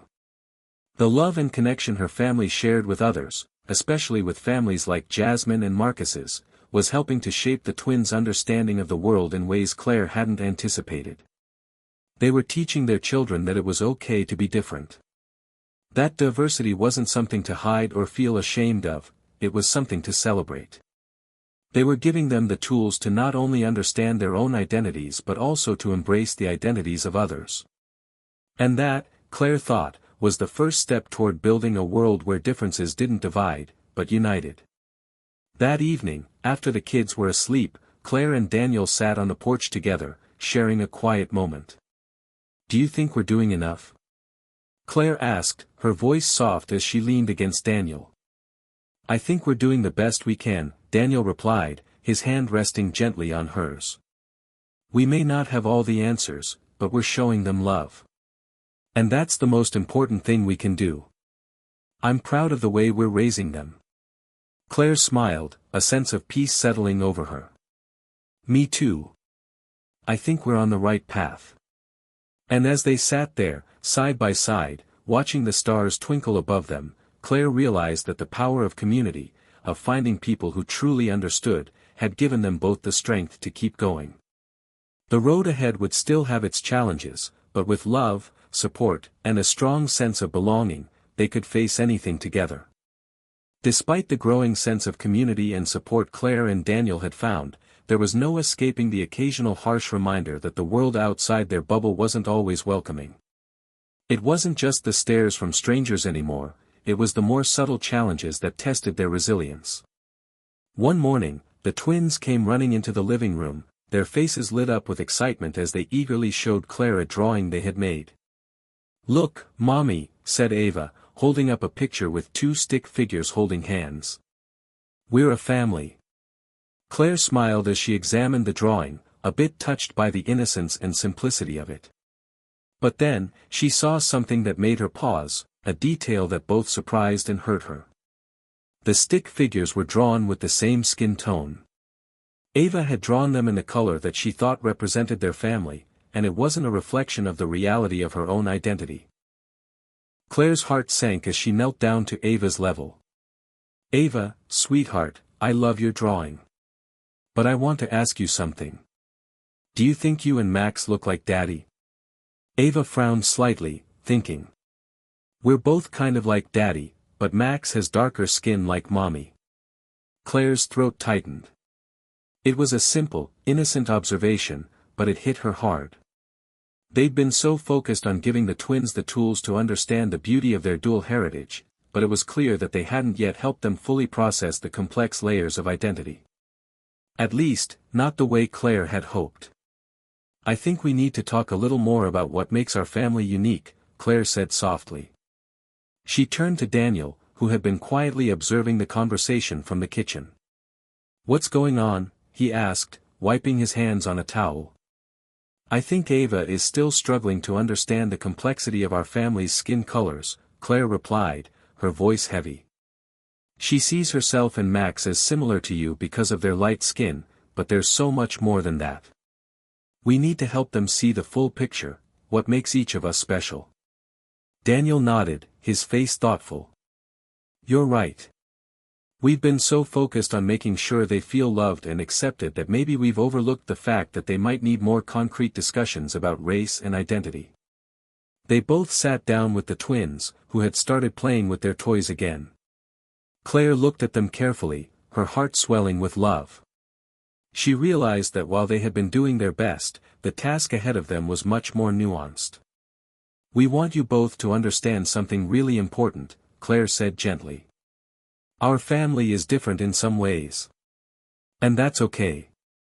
You, Max, and Daddy are all special in your own ways. You get your beautiful skin from me, and you get your bright blue eyes from Daddy. And we're all so proud of who we are." Max, who was barely 3, squinted up at her, his face confused. Ava, who was a bit older, tilted her head. "What does that mean, Mommy?" she asked. "It means," Claire said, taking a deep breath, "that even though we look different, we're still a family. And no matter what anyone might say, or how we look to the outside world, we're proud of every part of who we are." Daniel joined in, wrapping an arm around Claire. "That's right. And just because you might look like me in some ways and like Mommy in others doesn't change how much we love you both. You're our kids. You're perfect just as you are." It was a quiet moment, but one filled with deep meaning. Claire hoped that, despite their age, the twins would carry those words with them. They couldn't shield them from the challenges ahead, but they could arm them with love and pride in their own identities. The next morning, as they all got ready for the day, there was a knock on the door. Claire opened it to find a woman standing on the porch, holding a small package. She wore a neutral expression, though there was something unsettling about the way she held herself. "I'm sorry to bother you," the woman began, her voice soft but firm. "I'm Mrs. Caldwell from the school. I'm here to talk to you about an incident involving your children." Claire's heart skipped a beat. "What kind of incident?" The woman glanced down, as if gathering her words. "Your daughter, Ava, was involved in a misunderstanding with one of the other children during recess. There was a comment made about her skin color. It wasn't malicious, but it was inappropriate. I just wanted to make you aware of it." Claire felt a lump form in her throat. "What did they say?" Mrs. Caldwell's eyes softened. Ava's classmate made a remark asking why she was so white, if her mother had dark skin. Ava was confused and upset, but she didn't retaliate. "She came to me and told me about it, and I assured her that it was just ignorance." Claire could feel her frustration bubbling beneath the surface, but she forced herself to stay calm. "Thank you for letting us know. We'll talk to Ava about it." As Mrs. Caldwell left, Claire closed the door behind her, leaning against it as the weight of the conversation hit her. She felt a pang of hurt for Ava. Her daughter hadn't done anything wrong, but the world had once again thrown a challenge in her path that she wasn't prepared for. Daniel, hearing the conversation, walked over and placed a hand on Claire's shoulder. "We knew this was coming. The world isn't always going to be kind." "I know," Claire said, fighting back tears. "But it hurts, Daniel. It hurts that she has to experience this already. I just want to protect her from all of it." Daniel sighed and pulled her into a hug. "We can't protect them from everything. But we can teach them how to handle it. And we'll always have their backs." Later that evening, when the twins were tucked into bed, Claire and Daniel sat down with Ava. She was quiet, her small face drawn with concern. It was clear that the earlier incident had weighed on her. "Ava," Claire said softly, "I want to talk about what happened today. How are you feeling?" Ava looked up at her, her eyes wide and confused. "I didn't know what to say. The other kid said I wasn't like Mommy. He said I didn't look like you." Claire's heart ached at the words, but she took a deep breath before responding. "Sweetheart, sometimes people say things that don't make sense. But I want you to remember this: your skin color, your hair, your eyes, your heart, none of that changes who you are. You are exactly who you're supposed to be. And no one can tell you who you are, except for you." Ava nodded slowly, taking in her mother's words. It wasn't an easy conversation, but it was one that needed to be had. "I'm proud of you for telling your teacher," Daniel added. "And remember, you're never alone. We're always here for you." For the first time that evening, Ava smiled, a small but meaningful gesture. The conversation wasn't over, not by a long shot. But in that moment, Claire knew they had taken the first step toward preparing their children for the challenges of the world. As the days passed, the weight of the incident at school lingered in Claire's mind. She had hoped that the world would be kinder to her children, more accepting of their differences, more understanding of their complexity. But reality had proven to be more difficult. Still, despite the discomfort, Claire knew that this was only the beginning. Ava's experience, painful as it was, had opened up an important conversation that needed to happen, not just within their family but in the larger world. The next day, Daniel and Claire decided it was time to have a more in-depth conversation with the twins about race and identity. They wanted to approach it gently but honestly, ensuring that Ava and Max knew they could always come to them with questions or concerns, no matter how difficult the topic. That evening, after dinner, as the twins played with their toys in the living room, Claire and Daniel sat down with them. "Ava, Max," Claire began softly, "I want to talk to you about something important. You remember what happened at school yesterday, right?" Ava nodded, her eyes wide with curiosity. Max, still young and blissfully unaware, simply looked back and forth between his parents and sister. "We want you to know that it's okay to have questions about things like skin color and where people come from. You're both special, and so is everyone you meet. Sometimes, people might say things that don't make sense or might hurt your feelings. But no matter what anyone says, you are perfect just the way you are." Daniel joined in. "People might not always understand why you look the way you do, but that's because there aren't enough people who know what it means to have a family like ours. It's not a bad thing.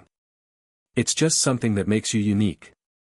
Ava was quiet for a moment, then asked in a voice that was both curious and serious, "So, am I not like Mommy because my skin is lighter?"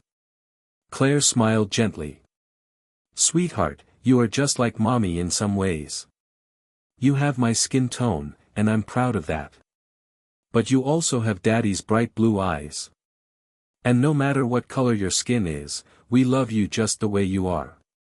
Max, who had been quietly listening, spoke up suddenly, his voice full of confusion.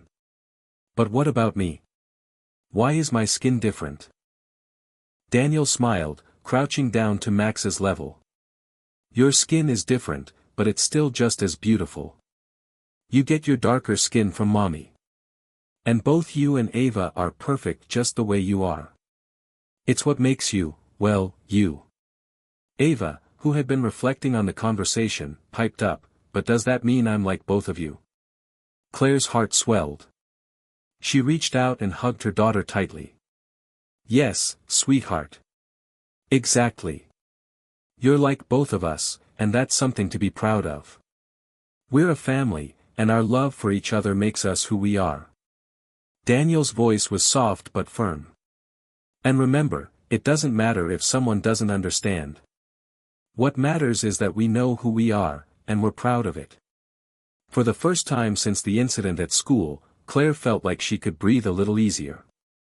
She knew that the path to understanding would not always be smooth. There would be moments when the twins would face challenges, when they would be confronted by prejudice or ignorance. But Claire had learned an important lesson from the way she had navigated her own life: no one else could define them except for themselves. The next few weeks felt like a constant balancing act between preparing the twins for the world outside and shielding them from the more painful aspects of it. Ava and Max had become more confident in their identities, but there were still moments when they would ask questions about race, their family, and the world around them. One afternoon, as Claire took the twins to the grocery store, they encountered an older woman in the produce section. The woman, who had been eyeing the family for a few moments, walked up to Claire with a warm but inquisitive smile. "Excuse me," she said, her voice friendly but probing. "Are these your children?" Claire smiled politely. "Yes, they are. They're so beautiful," the woman continued, her eyes lingering on the twins. "It must be interesting, raising children of different backgrounds." Claire felt a slight tension in her shoulders but didn't let it show. "It's a blessing, and they're so full of love and joy." The woman nodded, still studying the family. "I'm sure it must be hard, though. People must stare at them sometimes, huh?" Claire's heart sank at the insinuation, but she refused to let the woman see how hurt she felt. "Not really," she said evenly, turning to grab a bag of apples. "We try to teach them that being different is something to celebrate. The woman's expression softened, but Claire could sense the undercurrent of unspoken judgment. It was the kind of judgment that came from a place of ignorance, not malice, but it still stung. After a few more awkward moments, the woman moved on, leaving Claire to gather her thoughts. That night, as they sat down for dinner, Claire recounted the interaction to Daniel. He listened quietly, his expression thoughtful. "It's frustrating," Claire said, her voice tinged with anger. "People don't see them for who they are. They see the color of their skin first. And they think that's all that matters." Daniel reached across the table and took her hand. "I know it hurts. But you're right, we have to teach them that their value isn't tied to what others think. It's about how we see them, how they see themselves." Claire nodded, her heart still aching but grateful for Daniel's steady support. "I just want them to grow up knowing they're loved for all of who they are, not just parts of them." Over the next few weeks, Claire and Daniel made a conscious effort to create a more open dialogue around race and identity with their children. They continued to read books that showcased diverse families and characters, helped the twins understand the importance of empathy, and engaged in conversations about how to respond to discrimination or ignorance in a constructive way. It wasn't always easy. There were moments of discomfort, of uncertainty, but they persevered. They understood that they were laying the foundation for the kind of people their children would become, strong, empathetic, and proud of their mixed heritage. One day, as they sat together, watching Ava and Max play in the backyard with their friends, Claire felt a moment of peace wash over her. The kids were happy, playing without a care in the world. And as much as she couldn't shield them from all the challenges ahead, she could give them one thing, the knowledge that they were loved and supported, no matter what. The world could be difficult, but as long as they had each other, they would face it together. And that was enough. It was on a crisp autumn morning when everything seemed to change. Claire and Daniel had spent the last few months navigating the difficult terrain of race, identity, and family, but today, something felt different. The calm that had settled over their lives for a while now felt fragile, like a thin layer of ice that might crack at any moment. The morning started like any other. The twins were getting ready for school, their chatter filling the kitchen as they argued over who would sit in the front seat of the car. Claire had just finished making their lunches when she received an unexpected phone call from the school.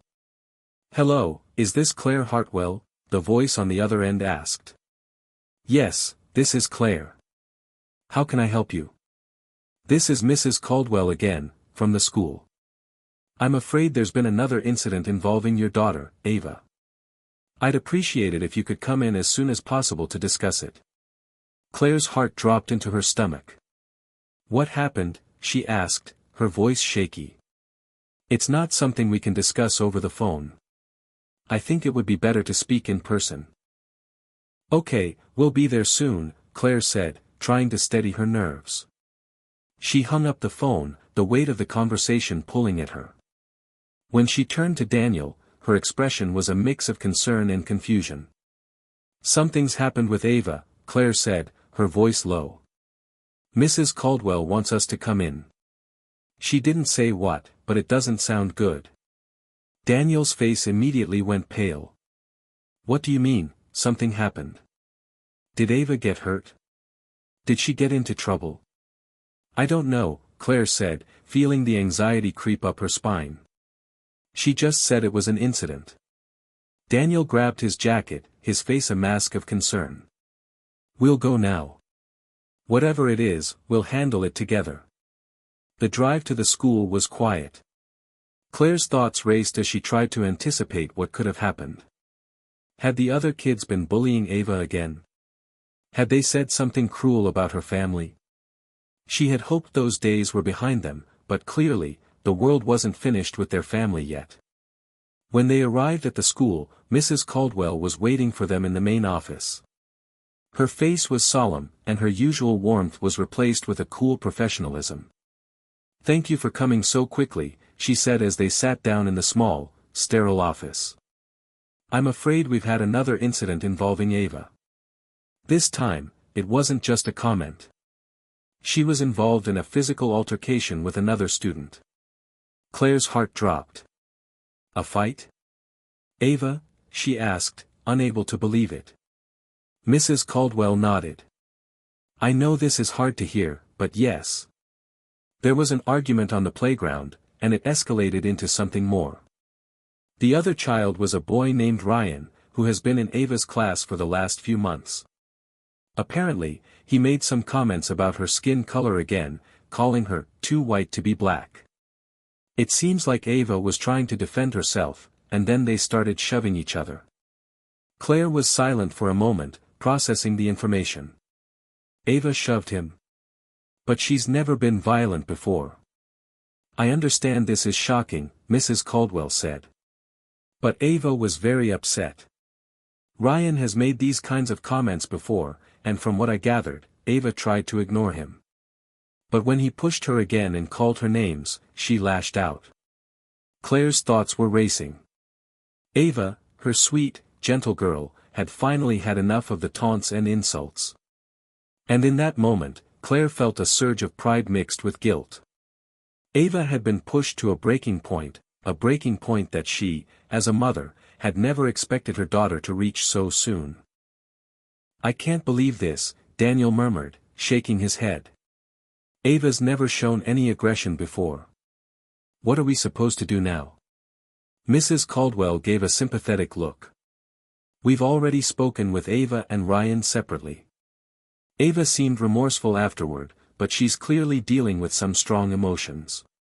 I think it's important that we help her process what happened. Ryan's parents will be contacted, but we also need to make sure Ava understands how to handle these situations in the future. She can't keep bottling up her feelings. Claire's mind was racing as she processed the gravity of the situation. Ava, her child, had been hurt so deeply by the world's cruelty that she had fought back physically. It was understandable, but it also meant that Ava had reached a place of emotional exhaustion that she wasn't prepared to handle yet. We'll talk to her, Claire said, her voice tight. But she needs more support. We've been doing our best to prepare her for moments like this, but clearly, we've missed something. Daniel nodded, his face a mixture of concern and determination. We'll figure this out. We're not going to let her carry this burden alone. Mrs. Caldwell nodded as well. I agree. I think a meeting with the school counselor might help Ava sort through her feelings. We can set something up for tomorrow. After the meeting, they left the school and drove home in silence. Neither of them knew what to say. The anger Claire felt was still bubbling under the surface, but she also felt a profound sadness. Her little girl, the one who had been so full of light and love, had been weighed down by the cruelty of the world. And now, she was fighting back in a way that scared Claire. When they got home, Ava was sitting on the couch, her head down. Max, unaware of the situation, was playing with his toys nearby, his innocent laughter like a reminder of the purity of childhood before it was tainted by harsh realities. Claire walked over and knelt in front of Ava, lifting her chin gently. Ava, sweetie, can we talk? Ava looked up, her eyes filled with uncertainty. She hadn't said a word since they left the school, and Claire could see that the weight of the situation was already starting to sink in. Ava, Claire said softly, I'm proud of you for standing up for yourself. I know it's hard, but I need you to understand that there are better ways to handle these situations. When someone hurts you with words, it's okay to feel angry, but we can't let that anger control us. Ava nodded slowly, but tears were starting to well up in her eyes. I didn't want to hurt him, Mommy. But he kept saying those things about me, and I just got so mad. Claire pulled her daughter into a tight embrace.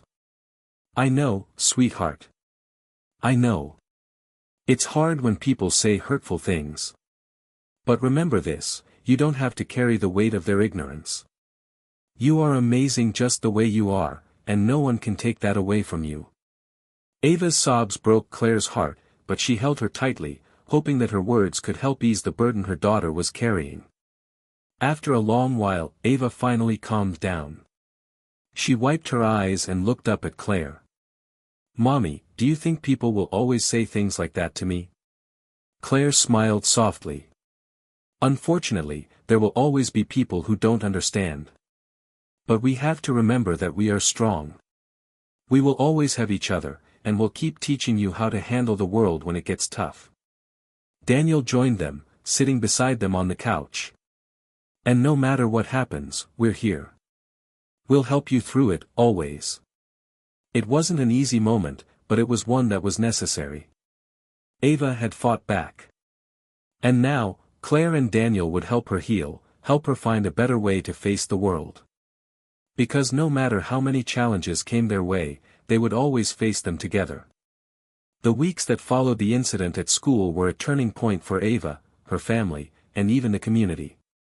The moment of physical confrontation on the playground had forced a deeper, more honest conversation within the Hartwell family, one that had long been simmering beneath the surface. It wasn't just about Ava defending herself in the moment, it was about the emotional toll that living in a world of prejudice and misunderstanding had on her, and how they, as a family, could help her heal. After that day, Claire and Daniel had made sure to take extra steps to support Ava in ways they hadn't before. They arranged meetings with the school counselor, who helped Ava work through her feelings. Claire and Daniel also spent more one-on-one time with her, talking openly about her experiences and helping her develop healthier ways of processing anger and frustration. There were still days when Ava would be quiet, withdrawn, or unusually somber, but they made sure to keep the lines of communication open. As for Max, while he was too young to fully understand the complexities of what had happened, he was still deeply affected by the tension in the household. Claire and Daniel made sure to explain things to him in a way that he could grasp, emphasizing love, family, and kindness. They wanted him to grow up understanding the importance of empathy and respect for all people, regardless of their differences. But as the weeks wore on, something miraculous began to happen. Ava slowly but surely started to find her voice again. At school, she began to assert herself more confidently, not with aggression, but with calm conviction. She began standing up for herself in ways that felt more empowering, rejecting hurtful comments with grace and teaching her peers about the diversity within her family. Daniel and Claire were thrilled to see the transformation, though they knew the road ahead would still have bumps. One afternoon, as they sat in the park watching Max and Ava play, Claire felt an overwhelming sense of pride and gratitude. It had been a long journey, one that had pushed their family to its limits, but they had survived it together. They had come out the other side stronger, more united, and more understanding. "I think she's ready," Claire said softly to Daniel, watching Ava laugh as Max tried to teach her how to climb a tree. "She's learned so much, but now I think she's ready to take what she's learned and show the world who she really is." Daniel nodded. "Yeah. She's growing into someone truly special. And we'll be here for her every step of the way." Ava ran over to them, her face glowing with excitement. "Mom, Dad. Max let me climb to the top of the tree," she said, a huge grin plastered across her face. Claire and Daniel smiled at each other. It wasn't just about the tree. It was about Ava feeling empowered enough to take risks, to stand tall, to be proud of who she was, and to know that she had the love and support of her family no matter what. Later that night, after putting the twins to bed, Claire and Daniel sat on the porch, sipping their coffee, the cool evening air wrapping around them like a comforting blanket. "You know," Daniel said, his voice thoughtful, "I don't think I ever really understood how much this family could be tested. But in a way, I think all the challenges we've faced have made us stronger." Claire leaned back in her chair, letting the stillness of the night wash over her. "I know what you mean. It's not easy to raise children who don't fit into the world's standard definitions. But I think we've done well. I think we've given them the best thing we could, love and understanding. And we've taught them how to face the world with dignity," Daniel added. Claire smiled. "That's the goal. But more than that, we've taught them that it's okay to be different. That being different doesn't mean being less." They sat in silence for a moment, watching the stars begin to twinkle in the sky above. "We've come a long way," Claire finally said. "But I think we're just getting started." In the months that followed, Ava and Max grew even more connected to one another. Ava continued to find strength in her identity, and Max, though young, began to show an innate sense of compassion and understanding. He had absorbed the lessons of empathy that Claire and Daniel had instilled in him, and more often than not, he would be the first one to step in and help someone who was feeling left out or different. At school, Ava's reputation began to shift. No longer was she the girl who was too white to be black or too different from the other kids. She became a leader in her class, a voice for acceptance and inclusion. Her classmates began to turn to her for guidance when they had questions about race or identity, and she took on the role with grace, always reminding them that it was okay to be curious and to ask questions, but it was never okay to hurt someone based on what they didn't understand. The whole family, Ava, Max, Claire, and Daniel, continued to live with an openness and compassion that became their defining feature. They took pride in their differences, and as time went on, they learned to embrace the beauty in those differences. They understood that the world wasn't always kind, but they knew how to face its challenges head-on, together. One warm evening, as they sat around the dinner table, laughing and sharing stories, Claire couldn't help but feel a profound sense of peace. She thought back to those dark moments when she wondered if they could ever really escape the weight of prejudice and misunderstanding. But now, as she looked around the table at her beautiful family, she realized that they had created something far stronger than any prejudice could ever be. They had built a home filled with love, understanding, and strength. And in that moment, Claire knew that their journey wasn't over. It was only just beginning. Hit subscribe and leave a comment with where you're watching from. This story might just spark a new beginning. What's one thing that always pushes you forward, even when things get tough?